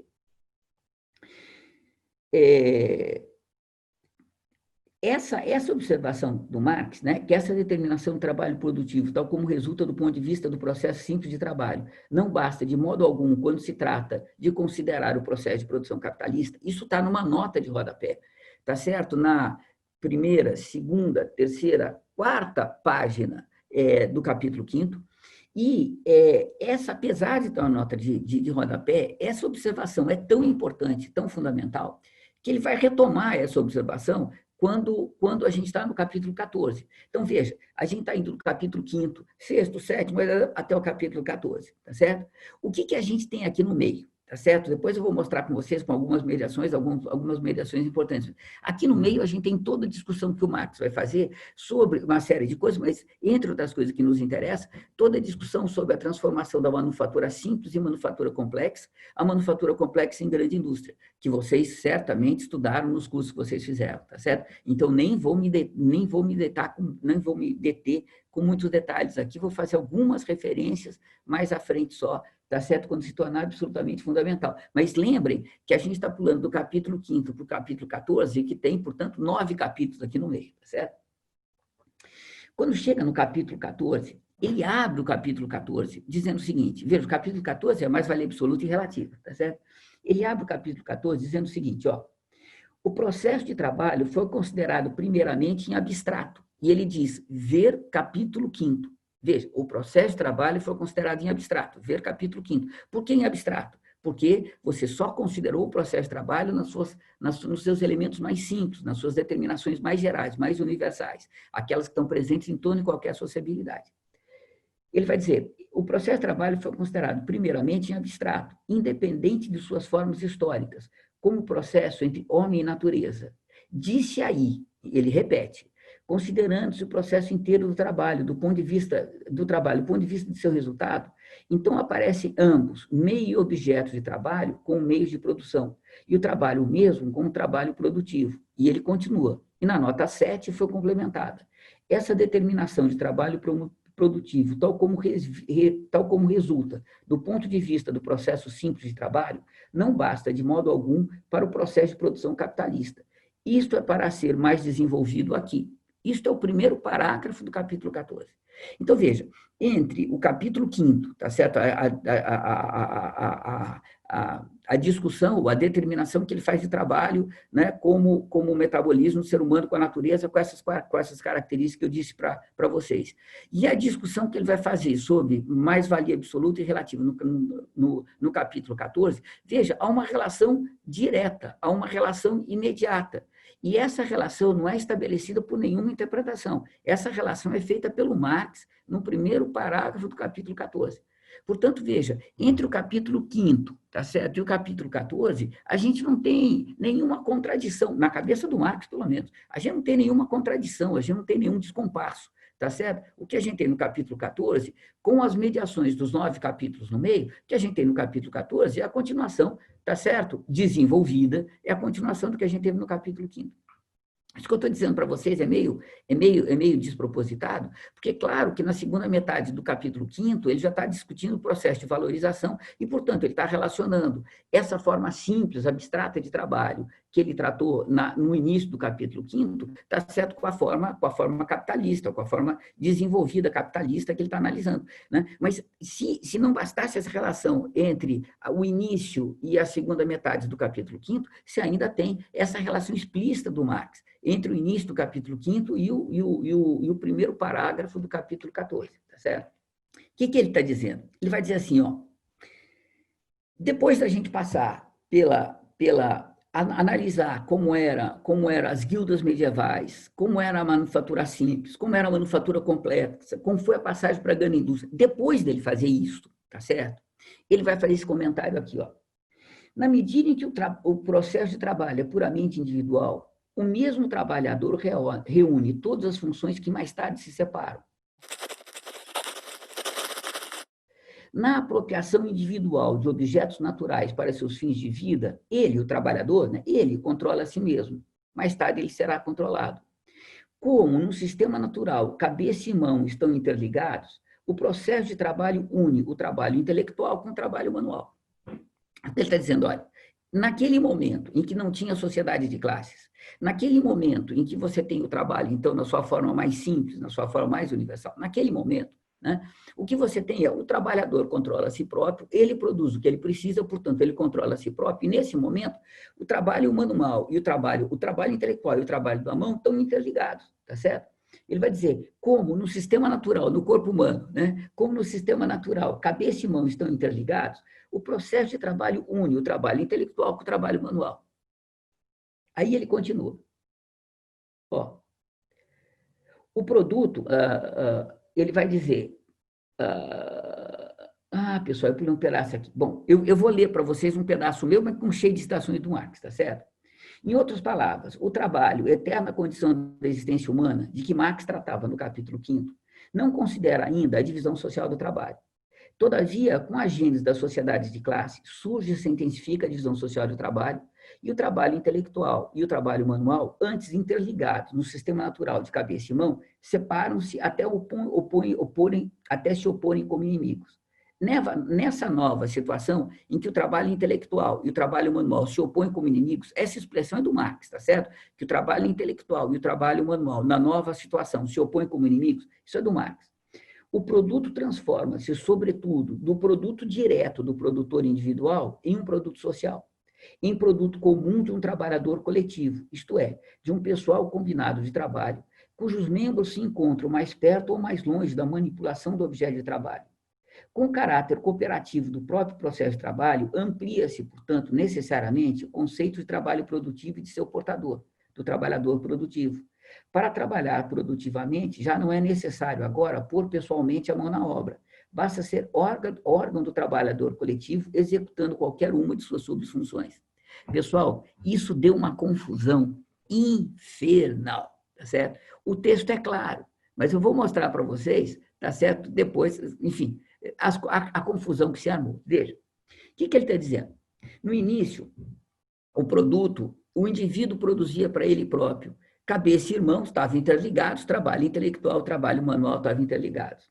Ele vai dizer, olha, na medida em que o trabalho em que vem a sociedade de classe e trabalho intelectual e trabalho manual se opõem como inimigos, nessa circunstância, o produto transforma-se, sobretudo, do produto direto do produtor individual em social. Agora, você não tem um indivíduo produzindo sozinho. Você tem uma indústria, lembra? Tem a manufatura simples, que cada indivíduo produziu o produto inteiro. A manufatura complexa, em que você tem uma divisão de trabalho, em que cada indivíduo faz uma parte deste produto. Quando chega na indústria, este caráter coletivo da produção se torna ainda mais ampliado. Então, ele vai dizer, veja, o trabalho transforma, sobretudo, do produto direto do produtor individual em social, em produto comum de um trabalhador coletivo. Isto é, atenção agora, hein? De um pessoal combinado de trabalho, atenção, cujos membros se encontram mais perto ou mais longe da manipulação do objeto do trabalho. Então, você tem um conjunto de trabalhadores, tá certo? Fazem parte do trabalhador coletivo, que estão mais perto ou mais distante da manipulação da mão, da manipulação do objeto do trabalho. Lembrem que o objeto do trabalho é sempre matéria natural ou matéria-prima, que é matéria natural transformada, tá certo? Então, se trata da transformação da natureza. Ele continua, veja. Então, veja, cujos membros se encontram mais perto ou mais longe da manipulação do objeto do trabalho. Com o caráter cooperativo do próprio processo de trabalho, amplia-se, portanto, necessariamente o conceito de trabalho produtivo, de seu portador, do trabalhador produtivo. Para trabalhar produtivamente, já não é necessário agora pôr pessoalmente a mão na obra. Basta ser órgão do trabalhador coletivo, executando qualquer uma de suas subfunções. Veja, não precisa mais colocar a mão na obra. A mão, como é que é? Não é pôr a mão na obra. Basta ser órgão do trabalhador coletivo, executando qualquer uma de suas subfunções. Ora, pessoal, veja, se não precisa mais colocar a mão na obra, basta ser parte do trabalhador coletivo e executar qualquer uma de suas subfunções, pessoal, o engenheiro, o planejador, tá certo? O administrador, entra tudo aí no meio, tá certo? E o resultado disso é que o trabalho produtivo agora passa a ser um trabalho que é um trabalho que transforma a natureza, mas não é só o trabalho que transforma a natureza. E o resultado disso é que vai virar uma confusão medonha, tá certo? Vamos tentar ver o que o Marx está dizendo com cuidado, tá certo? Vamos pegar passagem por passagem com cuidado. Veja, se a gente pegar a discussão no mundo alemão, no mundo de fala alemã, não tem discussão sobre trabalhador coletivo. Aqui na Alemanha, né, eu vou dizer para vocês, para o Engels, tá certo? Para o Lenin, para a Rosa Luxemburgo, se vocês quiserem pegar os reformistas, né, para o Bernstein, para o Kautsky, se vocês quiserem pegar, que não são tão reformistas assim, mas, enfim, Kautsky, etc., né, veja, para esses caras, essa discussão de trabalhador coletivo não existe. Esse conceito de trabalhador coletivo não existe. Por uma razão muito simples. Se vocês pegarem no alemão, a expressão trabalhador coletivo é Gesamtarbeiter. E Gesamtarbeit aparece no livro primeiro do Capital, eu não lembro exatamente, 28 ou 26 vezes. Eu escrevi um artigo sobre isso, foi publicado na revista Crítica Marxista, vocês podem pegar lá, tá certo? Sobre isso que eu estou falando para vocês agora. Então, veja, Gesamtarbeiter é um termo difícil da gente traduzir. E nas melhores traduções brasileiras, eu diria que na Abril Cultural, mas a gente vai ter o mesmo problema nas edições espanholas, a gente vai ter o mesmo problema nas edições portuguesas, e a gente vai ter os mesmos problemas na edição francesa. É muito difícil traduzir a palavra Gesamt. Gesamt quer dizer o conjunto. E o conjunto de trabalhadores, o Marx, em alguns momentos, usa também Gesamtkapitalisten, o conjunto dos capitalistas, por uma questão de opção, tá certo? Foi se traduzindo de várias formas. Então, o conjunto dos trabalhadores, os trabalhadores globais, a totalidade dos trabalhadores, todos os trabalhadores, e nesta passagem especial, como trabalhador coletivo. Dá a impressão para a gente que o Marx está introduzindo aqui uma categoria muito específica, né, categoria de trabalhador coletivo. E não é verdade. Marx não está estabelecendo aqui nenhuma categoria nova. Ele está utilizando um termo que já apareceu, ou vai aparecer, né, porque a gente está no capítulo 14, bem no meio do livro primeiro, mas, enfim, já apareceu e vai aparecer várias vezes ao longo do livro, e não é uma categoria específica. Portanto, a discussão do que é o trabalhador coletivo do Marx não existe no alemão. Essa discussão só existe no mundo francês, no mundo latino, tá certo? Isso aí não existe no mundo alemão, porque, de fato, é uma falsa discussão, né? Quando o Marx está pensando num trabalhador coletivo, nesta passagem aqui, ele está pensando no Gesamtarbeit, ou seja, um conjunto de trabalhadores que, mais perto ou mais distante da manipulação do objeto do trabalho, é capaz, tá certo, de transformar a natureza, lembra? O objeto de trabalho é capaz de transformar a natureza naquilo que o ser humano precisa. E, portanto, a questão é, se o trabalhador coletivo é composto por uma série de subfunções, que subfunções são essas? Até onde, né? Veja, mais perto e mais distante da manipulação, mais perto ou mais longe da manipulação do objeto do trabalho. O que é o mais longe, tá certo? Até onde vai o mais longe? Veja, se a gente pegar o livro primeiro, isso é muito claro para o Marx, não tem muitas dúvidas, tá certo? Ele vai dizer, veja, voltando àquela citação, na medida em que o processo de trabalho é puramente individual, o mesmo trabalhador reúne todas as funções que mais tarde se separam. O homem isolado não pode atuar sobre a natureza sem a atuação de seus próprios músculos, sob o controle de seu próprio cérebro. Como no sistema natural, cabeça e mão estão interligados, o processo de trabalho une trabalho intelectual com trabalho manual. Mais tarde separam-se até se oporem como inimigos. O produto transforma-se, sobretudo, do produto direto do trabalhador, do produto direto do produtor individual em social, em produto comum de um trabalhador coletivo, isto é, de um pessoal combinado de trabalho, cujos membros se encontram mais perto ou mais longe da manipulação do objeto de trabalho. Veja, ele está dizendo claramente, quando surge o trabalhador coletivo, você tem uma relação em que o trabalho intelectual, você tem uma relação de produção em que o trabalho intelectual e o trabalho intelectual se opõem como inimigos. Então, se o trabalho intelectual e o trabalho manual se opõem como inimigos, como que o trabalho intelectual pode fazer parte do trabalhador coletivo? Esse é o primeiro problema que tem. E lembra, não é que ele está dizendo que se opõe como inimigos na página 7, e ele está dizendo que o trabalhador coletivo está mais perto ou mais longe da manipulação do objeto do trabalho na página 355. Ele está dizendo no mesmo parágrafo, mas não está dizendo no mesmo parágrafo. É assim, mais tarde separam-se até se oporem como inimigos, ponto. O produto transforma-se, sobretudo, é uma frase depois da outra. Então, veja, o que ele está dizendo é quando você tem o surgimento do Gesamtarbeiter, do trabalhador coletivo, é numa situação histórica em que se estabeleceu uma relação de produção capitalista, na qual você tem uma oposição como inimigos entre o trabalho intelectual e o trabalho manual. Portanto, do trabalhador coletivo não pode fazer parte, de modo algum, o trabalhador intelectual. Quando o Engels vai fazer a tradução desta passagem para o inglês, o Engels traduz como inimigos mortais, tá certo? Que em alemão é Feindlichen Gegensatz, que é difícil traduzir Feindlichen, mas Feind é inimigos, né? E Gegensatz é mortais, então, tá certo? A tradução do Engels força um pouco a barra, mas é precisa, tá certo? Como inimigos mortais. E é só nesta circunstância em que você tem um processo de trabalho, em que você tem um trabalhador coletivo produzindo o produto, e esse trabalhador coletivo tem dentro dele alguns trabalhadores que não põem a mão na obra. Mas esses trabalhadores não podem ser trabalhadores intelectuais, porque os trabalhadores intelectuais são inimigos do trabalho manual nessa relação de produção que se estabeleceu. Então, veja, a questão é, veja, o que é, então, o trabalhador coletivo? Ele vai dizer o seguinte, na mesma passagem, hein? O trabalhador coletivo é definido pelo Marx, entre aspas, como um pessoal combinado de trabalho cujos membros se encontram mais perto ou mais longe da manipulação do objeto do trabalho. Veja, o que ele quer dizer um pessoal combinado de trabalho cujos membros se encontram mais perto ou mais longe da manipulação do objeto do trabalho?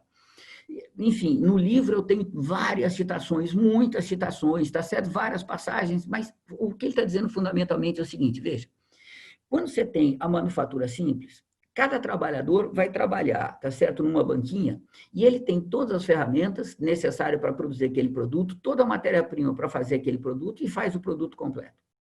Quando você vai para a manufatura complexa, cada trabalhador vai fazer uma etapa deste produto, vai ter as ferramentas necessárias só para fazer aquela etapa daquele produto e a matéria-prima só necessária para fazer aquela etapa daquele produto. O que significa que o capitalista está economizando muito em termos de quantidade de ferramenta, matéria-prima, etc, etc. Mas veja bem, esse trabalhador, ele faz a parte do que ele tem que fazer, aí ele tem que pegar essa parte e levar para a banquinha, para a bancada de trabalho do próximo trabalhador, que vai fazer outra parte, a outra parte. Então, veja, esse cara que está produzindo uma parte, ele interrompe a produção dele, fica de pé, leva na mesa do outro, conversa sobre o jogo de futebol, sobre o que aconteceu com a mulher do outro, que traiu não sei de quem, tá certo? E o resultado disso, veja, é que você tem uma porosidade, para falar num termo contemporâneo, né? Você tem uma porosidade da jornada de trabalho muito grande, você tem uma perda de força de trabalho muito grande, você perde tempo de trabalho. Então, o capitalista percebe que ele pode, por exemplo, contratar uma criança, essa criança vai receber muito menos do que esse trabalhador, e essa criança pode fazer esse trabalho de pegar essa parte que foi produzida e levar para o outro trabalhador. Com isso, o trabalhador não interrompe a produção dele, com isso ele produz mais, e ele está pagando por essa atividade de levar uma parte até o próximo trabalhador, né? Ele está pagando uma força muito mais barata que a de uma criança. Essa criança, veja, faz parte desse pessoal combinado de trabalho, mas ela não coloca a mão na obra. Ela está mais distante da produção, mas ela faz parte deste processo. Ela é uma mão de obra integrada neste processo da produção, porque ela faz uma atividade integrante da produção. Ela pega esta parte e transporta essa parte para aquele outro lugar, para aquela outra banquinha. Portanto, faz parte de um pessoal combinado de trabalho, certo? E o resultado disso, então, é que você começa a ter, no interior desta relação de produção capitalista, você começa a ter um trabalhador que já não é mais o trabalhador que põe diretamente a mão na massa, mas que serve de auxiliar. O Marx vai chamar mais para frente de feeders, né? Aqueles caras que ficam abastecendo, tá certo? A produção principal, ficam abastecendo daquilo que é necessário. Ele vai dizer, veja, ao mesmo tempo que isto vai acontecendo, vai se desenvolvendo, por outro lado, bom, veja, quando a gente passa para a indústria, isso se potencializa ainda mais. Você passa a ter setores produtores, você passa a ter máquinas que são desenvolvidas pressupondo o trabalho de um operário e o trabalho de uma criança. Você passa a ter linhas de produção, ainda não são linhas fordistas, mas linhas de produção que são planejadas, levando em consideração a apropriação da mão de obra feminina, a exploração da mão de obra feminina, da mão de obra infantil, e esses trabalhadores, né, que fazem parte deste processo de trabalho, que cumprem funções dessa atividade produtiva, veja, não necessariamente botam diretamente a mão da massa.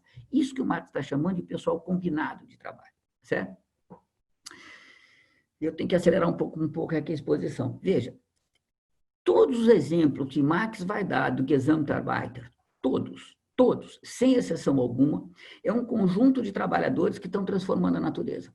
Todos os casos, o trabalhador coletivo é aquele conjunto de trabalhadores, aquele pessoal combinado de trabalho, que transforma a natureza. Numa situação histórica em que surgiu uma relação de produção que produz o trabalhador coletivo e também produz a oposição como inimigos entre o trabalho intelectual e o trabalho manual. Veja, o trabalho intelectual não faz parte do trabalho coletivo. O trabalhador coletivo, para o Marx, é claramente aquele conjunto de indivíduos que transformam a natureza, e ao transformarem a natureza sobre essa relação de produção capitalista, né, estão submetidos a uma divisão de trabalho, uma divisão social do trabalho de tal ordem, tá certo, que contém dentro desse pessoal combinado de trabalho alguns trabalhadores que não põem diretamente a mão na massa, mas que fazem parte deste processo, tá certo? Desse processo de transformação da natureza. O trabalhador intelectual é inimigo do trabalhador manual. O trabalho intelectual faz o trabalho de controle, o trabalho intelectual faz o trabalho de fiscalização, representa o capital contra o trabalho, tá certo? Portanto, são inimigos mortais, são inimigos de classe. Veja, tudo isso, lá na frente, se der tempo, a gente vai discutir isso melhor, tá certo? Veja, o trabalhador coletivo para o Marx não é uma classe social. O trabalhador coletivo para o Marx quer dizer, veja, no modo de produção capitalista, a produção se dá dessa forma, a transformação da natureza, ou o principal da transformação da natureza se dá dessa forma. Isso que ele está dizendo, tá certo? A classe social vai ser o proletariado, a burguesia, as classes de transição, se vocês quiserem, a pequena burguesia, o campesinato, são as classes sociais, né? O trabalhador coletivo, né, o Gesamtarbeit, nada mais é do que essa forma de organização da transformação da natureza na indústria peculiar às relações de produção capitalista. Isso, certo? Então, se está claro para vocês, tem mais argumentos, não dá para entrar agora, porque tem mais só 45 minutos para expor, tem muita coisa ainda, tá certo? Mas tem vários argumentos no livro Trabalho e Proletariado, tem citação do Marx que não acaba mais, tá certo? Todas elas verificadas do alemão, quando tem caso citados do alemão, etc. Tá? Vocês podem ir para lá que ele vai discutir a questão dos supervisores, a questão dos engenheiros, a questão dos marceneiros, tá certo? É interessantíssimo, tá certo? Não dá tempo da gente entrar, eu tinha separado aqui, mas não dá tempo da gente entrar. O que importa para a gente, para essa discussão que a gente tem que avançar? Veja, na medida em que você tem, sob o modo de produção capitalista, na medida em que você tem a transformação da natureza, só fazer mais um detalhe para vocês, veja, toda vez que você transforma a natureza, você pode transformar a natureza somente em duas coisas, você não consegue transformar em outras coisas. Se vocês se espremerem muito, a gente consegue, tá certo? Mas o que nos importa, a gente só consegue transformar a natureza em duas coisas. A gente só consegue transformar a natureza em meios de produção e meios de subsistência. Você não tem outra forma, você não tem outra coisa que você pode tirar da natureza. Se vocês podem dizer obras de arte, é verdade, mas obras de arte não é trabalho. Obra de arte, tá certo, é uma forma de transformação da natureza, tá certo, que não é trabalho, não está produzindo meios de produção e de subsistência, tá certo? Mas, quando se trata de trabalho, ao transformar a natureza, você só tira da natureza duas coisas, meios de produção e meios de subsistência. Você não tira mais nada. Ó que legal. Quando a gente produz um meio de produção e de subsistência, então, um modo de produção capitalista desenvolvido pós-revolução industrial, tá certo? Quando a gente produz meio de produção e de subsistência, a gente gera um produto que continua existindo após o término do próprio processo de trabalho. Isso é puro Marx, está lá no Capital, tá certo? Tem no livro Verdinho, de novo, tem citação que não acaba mais. Tinha separado, mas não vai dar tempo. Então, veja, você tem, toda vez que você tem a transformação da natureza, hoje você tem o trabalho, né, que transforma a natureza em meio de produção e de subsistência, você gera um produto que subsiste, que continua existindo depois de terminado o processo de trabalho.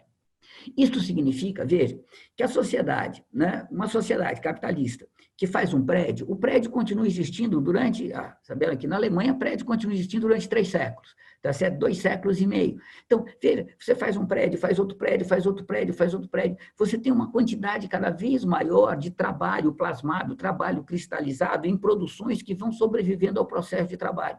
Isso significa que a riqueza total da sociedade vai se ampliando. Na sociedade capitalista, isso significa que o capital social total, essa expressão do Marx, capital social total é a expressão do Marx, o capital social total vai se ampliando. Vai se ampliando por quê? Porque cada vez que a gente transforma a natureza, a gente gera um produto, a gente produz um produto que continua subsistindo terminado o processo de trabalho. Então, isso vai se acumulando ao longo do tempo. Este acúmulo de trabalho humano em trabalho morto, este acúmulo de trabalho humano em mercadoria, tá certo? De uma mercadoria que continua existindo, né? Este acúmulo significa que a gente tem o crescimento da riqueza total da sociedade. Em se tratando da sociedade capitalista, né? O crescimento do capital social total. Isso é fundamental para a gente. Veja, sendo muito rapidamente, porque certamente vocês entendem isso, eu não tenho que me alongar.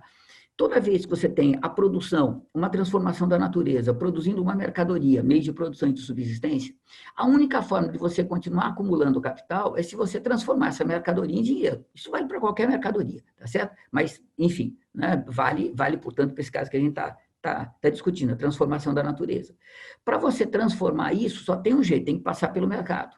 Ao passar pelo mercado, ao vender, vocês sabem, o valor da mercadoria, né, o preço, deixa preço de lado. O valor da mercadoria vai ser o tempo de trabalho socialmente necessário para produzi-la, plasmado nessa mercadoria. E o resultado disso é que esse dinheiro, então, essa mercadoria transformada em dinheiro, volta para o capitalista paga o salário, paga os custos, o salário dos seus trabalhadores, dos seus operários, paga os custos de produção, paga os seus custos pessoais e acumula sua mais-valia, tá certo? Esse é o processo básico. Mas, na medida em que o capitalismo foi se desenvolvendo, veja, surge a necessidade de o capitalista encontrar alguém para vender. No início, deixa eu voltar a história inteira, no início, veja, o capitalista industrial vendia o próprio produto que ele fazia. No comecinho da Revolução Industrial, tem um caso interessantíssimo, se vocês quiserem ler, tem um livro lindo sobre a cidade de Birmingham, que foi a primeira cidade siderúrgica do mundo, tá certo? A história é interessantíssima. Veja, os caras começam a produzir ferro gusa, aço de baixa qualidade naquele momento, e o próprio cara que fabrica vende. Mas, na medida em que o mercado vai se desenvolvendo, que o capital vai se acumulando, que a produção vai aumentando, chega uma hora que você tem que encontrar alguém para vender para você, porque você não consegue nem paralisar a produção para vender e você precisa levar sua mercadoria cada vez mais longe. Veja, entra o comerciante na jogada. Vocês sabem que a mercadoria vai ser vendida pelo comerciante pelo preço, pelo valor que a mercadoria tem, tempo de trabalho socialmente necessário. Então, veja, o comerciante vai vender a mercadoria pelo mesmo preço que o industrial venderia. Mas se o industrial vender para o comerciante pelo valor da mercadoria, o comerciante vai ter lucro zero, o comerciante não vai vender essa mercadoria. Então, o industrial tem que vender a mercadoria para o comerciante a um preço mais barato do que ele venderia diretamente no mercado. Ou seja, ele tem que transferir uma parte da mais-valia que ele se apropriaria, tá certo? Ele tem que transferir uma parte de mais-valia para o comerciante. E esta é a mais-valia que vai enriquecer o comerciante. Essa é a riqueza que vem desta mais-valia que vai enriquecer o comerciante. O comerciante, quando contrata um trabalhador, ele vai pagar ao trabalhador desta mais-valia, né, da riqueza que corresponde a esta mais-valia que foi transferida do industrial para o comerciante. Então, veja, você passa a ter um trabalhador que não produz a riqueza do qual ele vive, cujo salário é pago a partir da riqueza produzida pelo proletariado na fábrica. O proletariado gera o produto vai ser vendido no mercado, o capitalista transfere uma parte desta mais-valia para o comerciante, para que compense para o comerciante vender a mercadoria que o industrial faz, e o comerciante pega uma parte desta riqueza transferida para ele, tá certo, e paga o trabalhador. Então, você vai ter no comércio um processo de acumulação do capital sem ter nenhuma produção de mais-valia. Veja, a mesma coisa a gente vai ter em relação ao Estado. Se a gente pegar o que acontece no Estado, o Estado você tem um conjunto enorme de trabalhadores, os burocratas, tá certo? E esse, enfim, tá certo, conjunto enorme, claro que tem diferença, mas tem conjunto enorme de burocratas. O salário desses burocratas, tirando a corrupção de lá, tá certo? O salário desses burocratas vem do imposto, veja, que o burguês paga. Quando o burguês paga imposto, veja, a riqueza do burguês vem de onde? Do proletariado que produziu essa riqueza. Quando o comerciante paga o imposto, a riqueza vem de onde? Vem da mais-valia que o industrial transferiu para ele. A mais-valia vem de onde? Do proletariado. Quando o trabalhador do comércio paga o imposto, veja, o dinheiro do seu salário veio do comerciante, o dinheiro do comerciante veio da mais-valia transferida do industrial para o comércio. Portanto, né, o imposto que o trabalhador do comércio paga, a riqueza que paga veio lá do proletariado. Então, veja, quando você pega os trabalhadores lá do Estado, todos eles, tá certo? Todos eles cumprem uma função social importantíssima para reproduzir o capital e todos eles vivem da riqueza produzida pelo proletariado. Em relação ao banco, é o mesmo caso, tá certo? O industrial faz um empréstimo, tá certo? Tem que pagar o empréstimo, tem que devolver o empréstimo com juro. O juro vem de onde? Da mais-valia produzida pelo proletariado que ele explora, né? Então, o trabalhador do banco vive da mais-valia que foi produzida na fábrica e foi transferida daí para o banco, tá certo? Então, veja, e no banco você tem um processo de acumulação de capital sem que você tenha a produção de nenhuma mais-valia, sem que você tenha a produção de qualquer mais-valia. Eu vou mostrar mais para vocês, sem que vocês tenham a produção de qualquer capital, tá certo? Olha que legal. Até aí, eu diria para vocês que não tem nenhum problema mais grave, tá certo? Até aí a gente está dizendo, olha, toda a riqueza é produzida pelo proletariado, a riqueza produzida pelo proletariado vai ser distribuída por toda a sociedade. Se vocês quiserem depois, eu posso, separei aqui, posso ler para vocês uma das citações em que o Marx diz isso claramente, tá certo? E a partir daí a sociedade vai funcionando. Aonde que a coisa começa a pegar, tá certo? Quando o Marx, no primeiro, segundo, terceiro parágrafo do capítulo 14, ele vai falar de uma produção de mais-valia fora da transformação da natureza. É bonito para dedéu a passagem.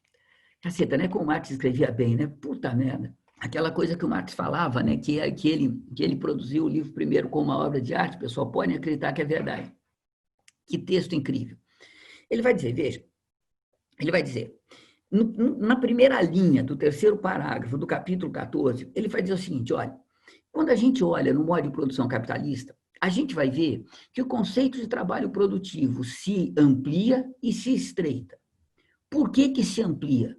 Porque agora, para ser trabalhador produtivo, você pode fazer parte do trabalhador coletivo, e no trabalhador coletivo, como a gente viu, nem todo mundo tem que botar a mão na obra. Faz parte do trabalhador coletivo aquela série de trabalhadores que auxiliam a produção, cumprem funções da própria produção, mas que não botam diretamente a mão na obra. Então, você tem um conjunto de trabalhador produtivo maior do que você tem no feudalismo e no escravismo. Porque no feudalismo e no escravismo, só é trabalhador produtivo aquele que transforma a natureza. Toda a riqueza da sociedade vinha da transformação da natureza. Veja, no modo de produção capitalista, a mesma coisa. Toda a riqueza da sociedade, todo o capital, eu vou mostrar para vocês, é produzido na transformação da natureza. Mas você não precisa mais pôr diretamente a mão na obra para ser o trabalhador coletivo. Então, veja o que o Marx está dizendo. O conceito de trabalho produtivo se amplia. Você tem trabalhadores agora que, diferente dos modos de produção pré-capitalistas, não botam diretamente a mão na obra. Mas, ao mesmo tempo, o conceito de trabalho produtivo se estreita, porque agora não se produz em geral, ou seja, não se produz o que a humanidade precisa. O que se produz é mais-valia. Tudo que se produz é mediação para produzir mais-valia. A finalidade real é produzir mais-valia. Então, ao mesmo tempo que o conceito de trabalho produtivo se amplia, ele se estreita. E ele vai dar, vocês querem ver, ele vai dizer, se vocês querem ver um exemplo em que você produza mais-valia, portanto, você tem um trabalhador produtivo fora da transformação da natureza, ele vai dizer, pegue um trabalhador, pegue um professor numa escola privada. Ele vai dizer uma fábrica de ensinar ou uma fábrica de salsicha. É a comparação que ele faz, tá certo? E ele vai dizer, veja, um professor numa fábrica de ensinar, numa escola, o que ele está fazendo? Né? Ele vende a sua força de trabalho para o dono lá da escola, o dono da escola vende essa força de trabalho aos pais dos alunos que estão pagando mensalidade, né? Ele paga o professor e o que resta, pagar custo, etc., o que resta é a mais-valia dele. Então, veja, você tem, nesta relação do professor de escola privada, você tem a produção de uma mercadoria, essa mercadoria, ela tem um valor maior do que a força de trabalho necessária para produzir essa mercadoria, portanto, ela produz uma mais-valia. Portanto, na escola privada, você produz a mais-valia. Portanto, na escola privada, você tem um trabalhador produtivo, de mais-valia. Então, ele está dizendo, veja, ao mesmo tempo, o conceito de trabalho produtivo se estreita, só produz mais-valia. Ao mesmo tempo, se amplia. Você tem a produção de mais-valia fora da transformação da natureza também.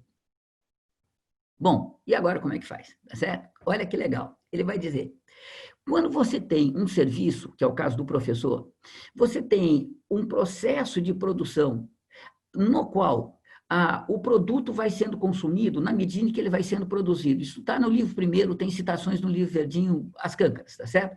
Então, ele está dizendo, veja, na medida em que você tem um processo de trabalho que não transforma a natureza, produz uma mercadoria, mas não transforma a natureza, você tem a produção de uma mercadoria que vai sendo consumida na medida em que ela vai sendo consumida.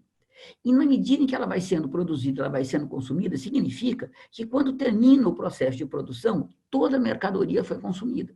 Isso significa, veja, que a riqueza social da sociedade não se ampliou, a riqueza total da sociedade não se ampliou, porque o que foi produzido foi consumido no próprio processo de produção. Então, veja, o professor dá aula. Quando termina a aula, não restou mais nada, a aula desapareceu, não tem mais nada, toda a aula foi consumida. A riqueza total da sociedade permaneceu a mesma. Bom, se é assim, como é que você pode ter a produção de mais-valia? Como é que o dono da escola pode ter se enriquecido? Olha que legal. Em que circunstâncias históricas você tem uma escola privada, um serviço, uma escola privada, tá certo? Que vai produzir mais-valia. Você tem isso numa circunstância histórica que você tem uma sociedade capitalista pós-revolução industrial, uma sociedade capitalista desenvolvida, e esta sociedade tem por característica que todos os indivíduos dessa sociedade têm dinheiro no seu bolso. A questão é, esse dinheiro representa uma riqueza. Esta riqueza veio de onde? Ó, pessoal, vocês podem fazer a ginástica que vocês fizerem.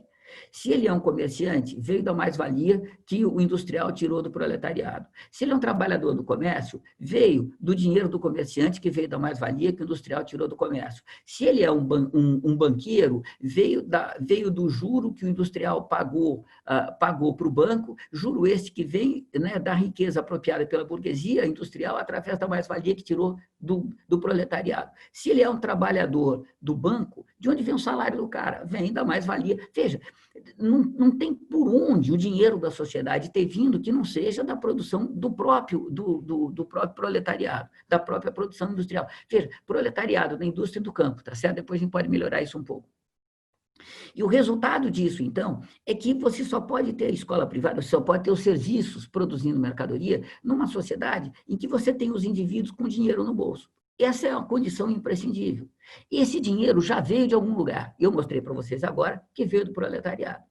Veja, o dinheiro que os pais dos alunos pagam para a escola é exatamente o mesmo valor somado da mais-valia, do custo dessa escola e do salário que o capitalista paga. Veja, o que os pais dos alunos perderam, o capitalista somou de mais-valia, pagou o custo, pagou o salário. Portanto, você não tem a produção de nenhuma riqueza nova, você só tem a transformação de uma riqueza que existia sob a forma de dinheiro no bolso dos pais dos alunos, né, em salário para o professor, pagar a cústula da escola e acumular riqueza na conta deste burguês que é dono da escola.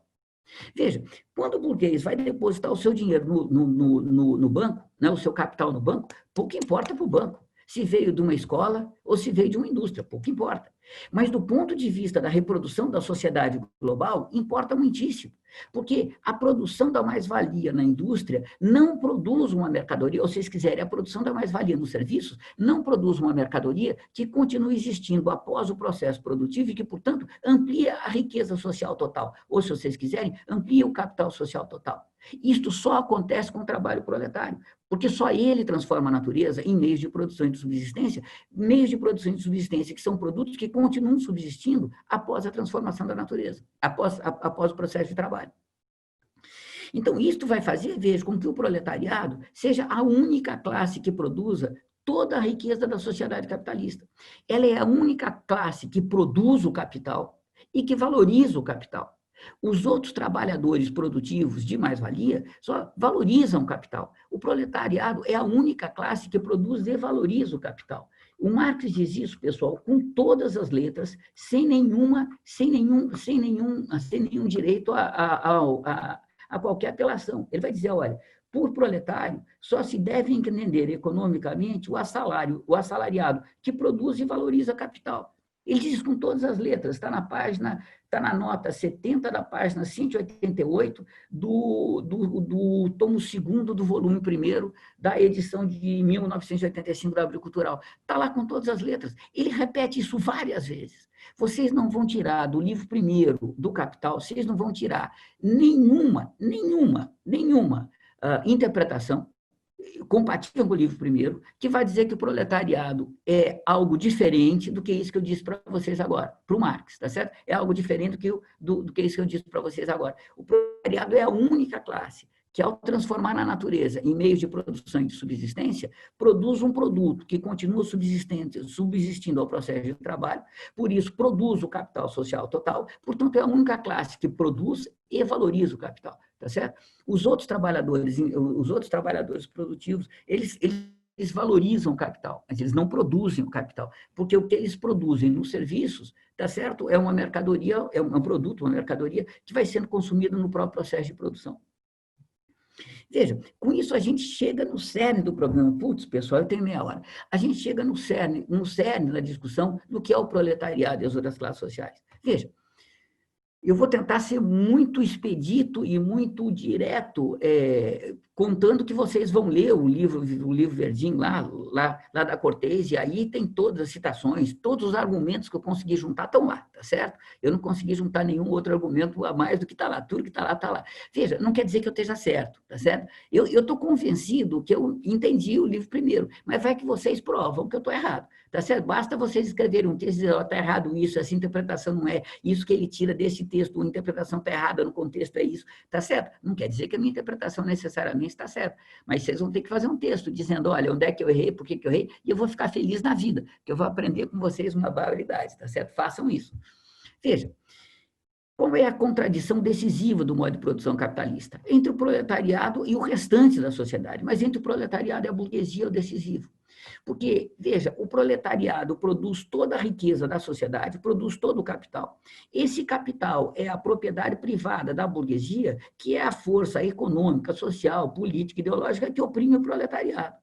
Portanto, esta é a contradição fundamental. A burguesia quer fazer de tudo para manter a exploração do proletariado, e o proletariado quer fazer de tudo, ou deveria querer fazer de tudo, para escapar dessa exploração. Esta é a contradição fundamental. E entre o proletariado e a burguesia, há um antagonismo insuperável. A burguesia só pode existir explorando o proletariado. O proletariado só pode se libertar destruindo a burguesia. Não tem meio termo possível. Nesse sentido, o proletariado é a única classe revolucionária. Melhor dizendo, é a classe revolucionária. Eu vou dizer logo em seguida porque é a única, mas é a classe revolucionária. Olha só que legal. Isto não quer dizer que a revolução necessariamente venha acontecer. Você pode ter uma situação social de tal ordem que a humanidade se destrua e a revolução não aconteça. Mas se a revolução acontecer, e se a revolução for a revolução para destruir a burguesia, só pode ter um sujeito, o proletariado. É a única classe no modo de produção capitalista que vive da riqueza que ela própria produz. É a única. Todas as outras classes sociais, assalariados inclusive, vivem parasitando o proletariado, vivem da riqueza produzida pelo proletariado. Então, veja, qual é a diferença entre a burguesia e todos os outros setores assalariados, produtivos e improdutivos, tá certo? Todos os outros setores assalariados que vivem da riqueza produzida pelo proletariado, tal como a burguesia. A diferença fundamental é que a burguesia tem a potência histórica para extrair diretamente do proletariado essa mais-valia. E extrair diretamente do proletariado essa mais-valia significa que ela vai ficar com a parte do leão dessa riqueza que ela extrai. Veja, a burguesia é a classe que tem a potência histórica de fazer o proletariado proletário, de fazer do proletariado o produtor de toda a riqueza da sociedade que vai ficar para a própria burguesia. Esta é a contradição antagônica, essa é a contradição fundamental. Esta é a contradição que pode determinar que o modo de produção capitalista se arrebente através de uma reprodução. Mas, entre a burguesia e o conjunto dos assalariados, você tem uma outra contradição, que não é uma contradição tão aguda quanto a contradição entre a burguesia e o proletariado, mas é uma contradição importante. Veja, você tem a burguesia se apropria desta mais-valia, você tem um conjunto de assalariados, você tem uma disputa entre o conjunto dos assalariados e a burguesia pela repartição desta riqueza apropriada pela burguesia. Esta disputa é a luta de classe entre os assalariados e a burguesia. E essa disputa é uma disputa sempre ao redor do valor do salário. Então, você tem o fundamental da luta dos assalariados a gente quer uma parcela maior da riqueza que você tira do proletariado. O que significa isso? Eu quero um salário maior. O salário maior significa duas coisas. Primeiro, você concorda em continuar trabalhando para a burguesia, você concorda que a burguesia continue explorando o proletariado, a única coisa que você não concorda é que você quer uma parcela maior da mais-valia apropriada pela burguesia, venha para a sua conta bancária. Essa é a única coisa que você não concorda. A disputa é pelo valor do salário, a disputa é pela divisão do butim que a burguesia tirou do proletariado, né? Pela riqueza, para brincar com vocês, que a burguesia pirateou do proletariado. Então, você tem uma contradição de classe entre os assalariados e a burguesia, e essa contradição pode dar embates extremamente violentos.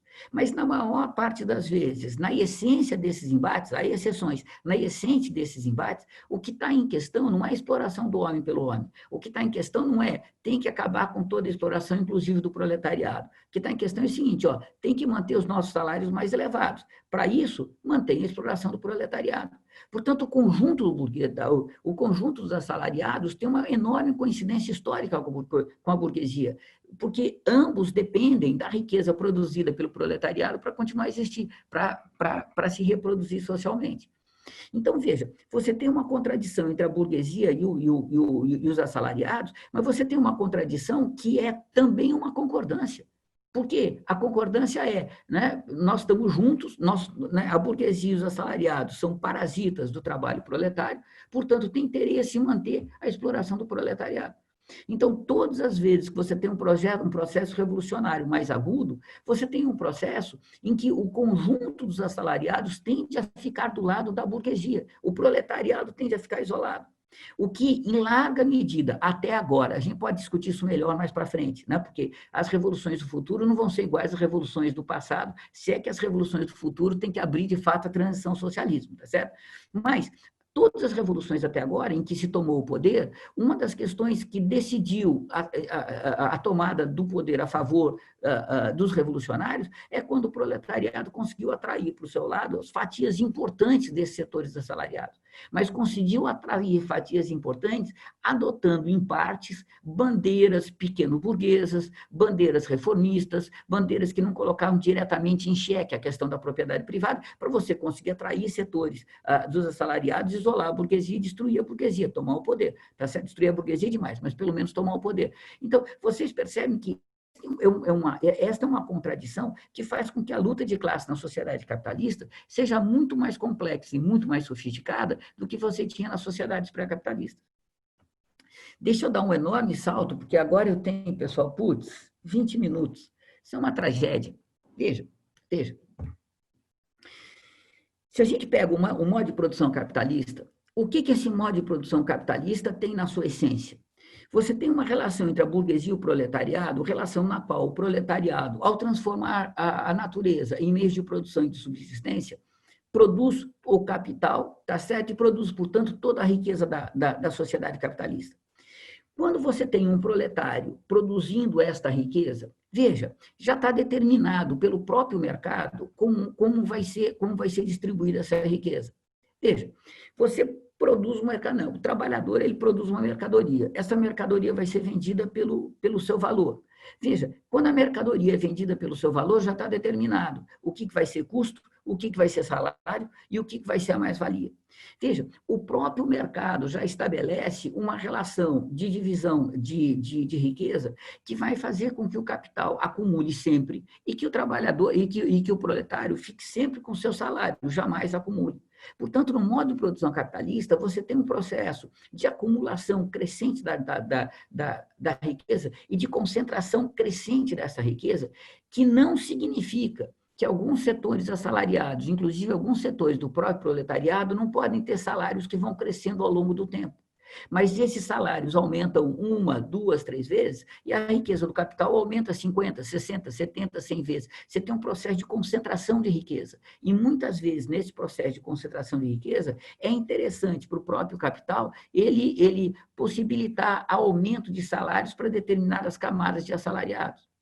Então, veja, a gente tem que ter clareza desta dinâmica que a gente tem do modo de produção capitalista para a gente ser capaz de entender, primeiro, que o papel do Estado continua sendo muito semelhante ao papel do Estado nos modos de produções pré-capitalistas. O Estado continua sendo o comitê executivo da classe dominante para organizar os negócios da classe dominante, sempre como instrumento especial de repressão sobre os assalariados, mas em especial sobre o proletariado.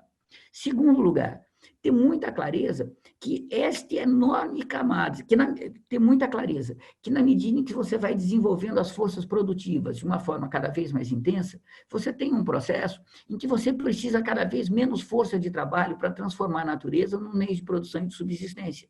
Você vai tirando força de trabalho do trabalho proletário. O proletariado tende a ficar numericamente menor. tende a ficar, numericamente é menor. Por outro lado, você vai ampliando enormemente os setores de serviços, que, como eu disse para vocês, são setores que compõem o setor parasitário da sociedade. Os setores de serviços vivem da riqueza produzida pelo proletariado. Olha que legal. Isso significa que você tem na sociedade contemporânea um enorme setor assalariado que é, na sua essência, reformista. O que eles querem é manter a sociedade capitalista com maiores salários para eles, manter a exploração do proletariado com maiores salários para eles. Isto, mais o crescimento da aristocracia operária, um dia a gente discute isso com mais vagar, tá certo? Que aí tem que entrar na mais-valia relativa, etc. Né? Mas isto, mais o crescimento da aristocracia operária, garantiu uma enorme base social para o desenvolvimento do reformismo. E o reformismo, não preciso dizer para vocês, tá certo? É o reformismo da social-democracia, é o reformismo que vem da velha União Soviética, porque tem conexões profundas da reprodução do capital da União Soviética com a reprodução do capital no estado de bem-estar social, tá certo? Messáros, tá certo? Isso é puro Messáros, é legal para Dedéu. Ele vai mostrando essas conexões todas. Então, veja, você tem, ao longo do século XX, o desenvolvimento gigantesco de uma massa assalariada que vai ser a base social do reformismo. Então, a gente vai ter, do ponto de vista ideológico, um predomínio do reformismo ao longo do século XX, que é uma forma brutal. E esse reformismo, fundamentalmente, qual é? A ideia de que é possível uma sociedade justa com o Estado e com o mercado. A ideia de que a gente não precisa superar o mercado, portanto, superar o capital, superar a produção de mercadoria, tá certo? Superar, né, superar a produção de valor de uso. A gente tem que superar isso para chegar ao socialismo. A gente pode ter um socialismo com o mercado sob controle, com o Estado sob controle, e, afinal de contas, isso é possível se a gente ampliar a democracia, ampliar a participação dos trabalhadores, enfim, vocês conhecem essa lenga-lenga, tá certo? Que já vem de muito tempo, né? que já tem uma história longa. Então, veja, o que eu estou tentando dizer para vocês, se a gente olhar o livro primeiro do Capital, pessoal, não tem dúvida. Isso que eu estou dizendo para vocês é algo que vocês podem um dia mostrar que eu estou errado, mostrar que tem infinitas dúvidas. Mas eu estou dizendo para vocês, está escrito, portanto, vocês têm todos os meus argumentos para desmontá-los, tá certo? Com calma, com vagar, com o tempo que vocês quiserem, tá certo? Mas está escrito com todas as letras lá, vocês podem desmontar, portanto, o argumento, né? Mas no livro primeiro do Capital está claro, nítido e cristalino. Proletário é aquele que transforma a natureza. Ao transformar a natureza na indústria e na agricultura, ao transformar a natureza, ele não apenas valoriza, mas produz o capital. Isto significa que ele produz todo o capital na sociedade capitalista, toda a riqueza da sociedade capitalista, e por isso ele é a classe revolucionária. É a única classe que tem interesse histórico em superar a exploração do homem pelo homem. Ela é uma classe que só pode se libertar dessa exploração se ela libertar a humanidade inteira de toda a exploração. E é isso que vai fazer o proletariado a classe revolucionária. De novo, isto não quer dizer que necessariamente vai acontecer a revolução proletária, né? Pode ser que o capitalismo possa ter se desenvolvido de tal forma que os setores reformistas, que o desenvolvimento da aristocracia operária, que esse desenvolvimento dos últimos 30, 40 anos da classe operária, que foi desaparecendo em larga medida dos países capitalistas centrais e foi se esparramando pelo chamado terceiro mundo, etc. Pode ser que isso tenha configurado o modo de produção capitalista, no qual a vantagem da burguesia sobre o proletariado seja de tal ordem que a revolução proletária não aconteça e que a humanidade se destrua, né? Que o capitalismo vá se desenvolvendo até destruir a humanidade. Né? Isso é uma possibilidade real. Mas se tiver revolução, vai ser uma revolução proletária. Veja, não é à toa que o Marx chamava a revolução, não chama de revolução dos trabalhadores, chamava de revolução proletária. Né? Se vocês pegarem todos os trabalhos do Marx, com exceção dos trabalhos anteriores a 1848, tá certo? Porque anterior a 1848, para ser mais preciso, anterior a 1846, quando ele está escrevendo A Miséria da Filosofia, ele conhecia tão pouco a economia política ainda, em comparação com o que ele vai conhecer depois, né, que ele não sabia a diferença entre trabalho e força de trabalho. Né? Ele ainda, para vocês terem uma ideia, se vocês pegarem a ideologia alemã, ele ainda está chamando os modos de produção pré-capitalista de feudalidade, que é algo que vinha do Hegel. Imagina, chamar o resto de feudalidade. Né? Enfim, não preciso dizer para vocês o quão imprecisa isso. Mas se vocês pegarem de 48 para frente, tá certo? Eu vou dizer para vocês que o que eu li do Marx confirma isso que eu estou dizendo com vocês, com todas as letras, no livro primeiro. O proletariado é a classe revolucionária porque é a única classe que produz toda a riqueza da sociedade capitalista. As outras classes assalariadas, né, que nos dias normais vai chamar classes de transição, as outras classes assalariadas fazem parte, com a burguesia, da porção parasitária da sociedade, vive da riqueza produzida pelo proletariado. E, por causa disso, são a base social do reformismo, né? que é um socialismo que distribui, que é um capitalismo que distribui a riqueza, não que é o fim da propriedade privada, do Estado, da família monogâmica, da exploração do homem pelo homem, etc, etc. Então, veja, isto, tanto quanto eu entendo, é o que o Marx está dizendo no livro primeiro. Só para provocar muito vocês, tá certo? Ó, esse livro foi publicado pela primeira vez em 2007, teve uma segunda edição em 2011.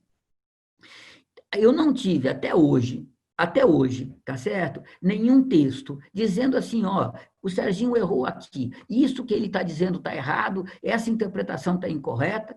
O que eu tive, vários textos até agora, dizendo, ó, isso que ele está dizendo politicamente é incorreto. Claro que a classe revolucionária é muito mais do que isso, né? Mas veja, isso é uma discussão política. A questão é o que o Marx disse. O Marx disse isso. O Marx está certo ou errado? É uma outra discussão. Veja, eu acho que o Marx está certo. Mas, claro que essa é uma outra discussão. O fato de o Marx ter dito não quer dizer que o Marx está certo ou não. Não quer dizer que a realidade necessariamente segue o Marx. Tá certo? Pode ser que os autores que estão dizendo outra coisa estão certos contra o Marx, mas tem que ficar claro, estão certos contra o Marx estava errado. E o que eles estão dizendo não é o que o Marx disse. O que eles estão tirando de Marx não é o que está em Marx. Como a nossa discussão hoje fundamental era o que o Marx disse, eu não estou entrando nessa outra discussão. Marx está certo ou errado. O que o Marx disse acerca do proletariado, das classes sociais, da burguesia, dos setores assalariados, da produção do capital, da valorização do capital, é válido o capitalismo contemporâneo dos nossos dias ou não? Eu acho que é, mas eu não argumentei sobre isso, que não era o nosso tema. Isso a gente pode discutir um outro dia. Mas o que eu queria só provocar, dizer a você, olha, se é o que o Marx disse, tá certo? No livro primeiro, o que disse foi isso, tá certo? Se vocês acham que não é isso, massa, escrevam um texto dizendo, demonstrando como, tá certo? Na análise que eu fiz, tem erro. Deixa eu dizer para vocês, eu tenho certeza que tem erro, absoluta. Eu não fui capaz de encontrar o erro. Por causa disso que eu não sou capaz de dizer onde ele está. Eu tenho certeza que tem erro. É impossível que, estudando 6 ou 7 anos de uma obra como o livro primeiro, você não tenha cometido equívocos. É impossível. Erro tem, tá certo? É questão de descobrir. O dia que você descobrir, não vai ficar feliz da vida, que eu vou aprender com vocês uma barbaridade. Mas vocês têm que fazer isso, tá certo? Pegar lá e dizer, ó, não foi isso que o Marx disse. Provar linha por linha. E não vale provar dizendo, porque quando a gente diz, pessoal, veja, não é à toa, tem 10 minutos ainda, não é à toa que a discussão séria, né, a discussão filosófica, mas a discussão religiosa, a discussão, né, depois científica séria, deixou de ser uma discussão falada desde a época do Aristóteles. Aristóteles foi o último grande pensador que era oral.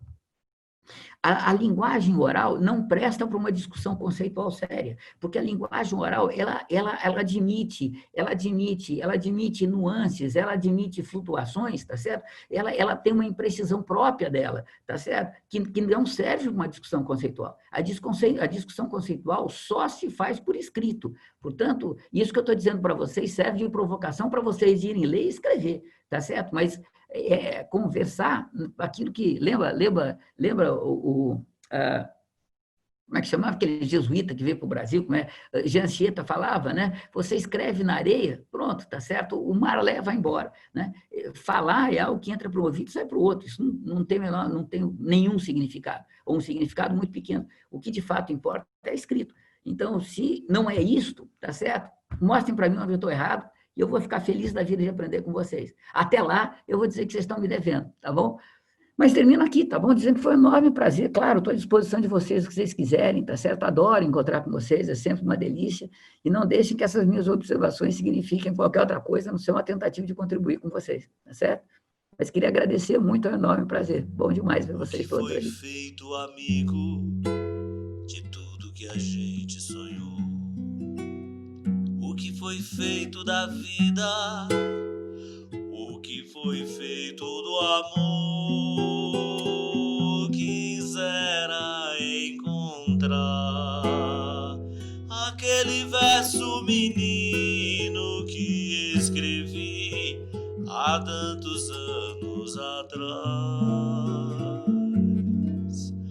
Falo assim sem saudade, falo assim por saber. Se muito vale o já feito, mais vale o que será, mais vale o que será. E o que foi feito é preciso conhecer para melhor prosseguir. Falo assim sem tristeza, falo por acreditar. E é cobrando que fomos, e nós iremos crescer, nós iremos crescer. Outros outubros virão, outras manhãs plenas de sol e de luz.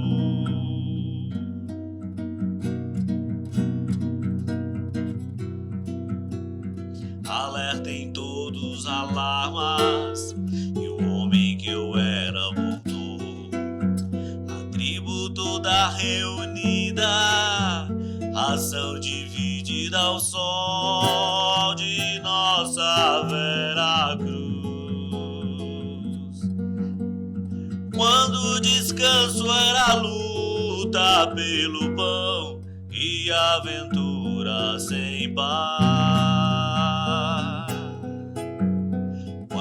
Cansaço era rio, e rio qualquer dava pé, e a cabeça rolava no girar, girar de amor.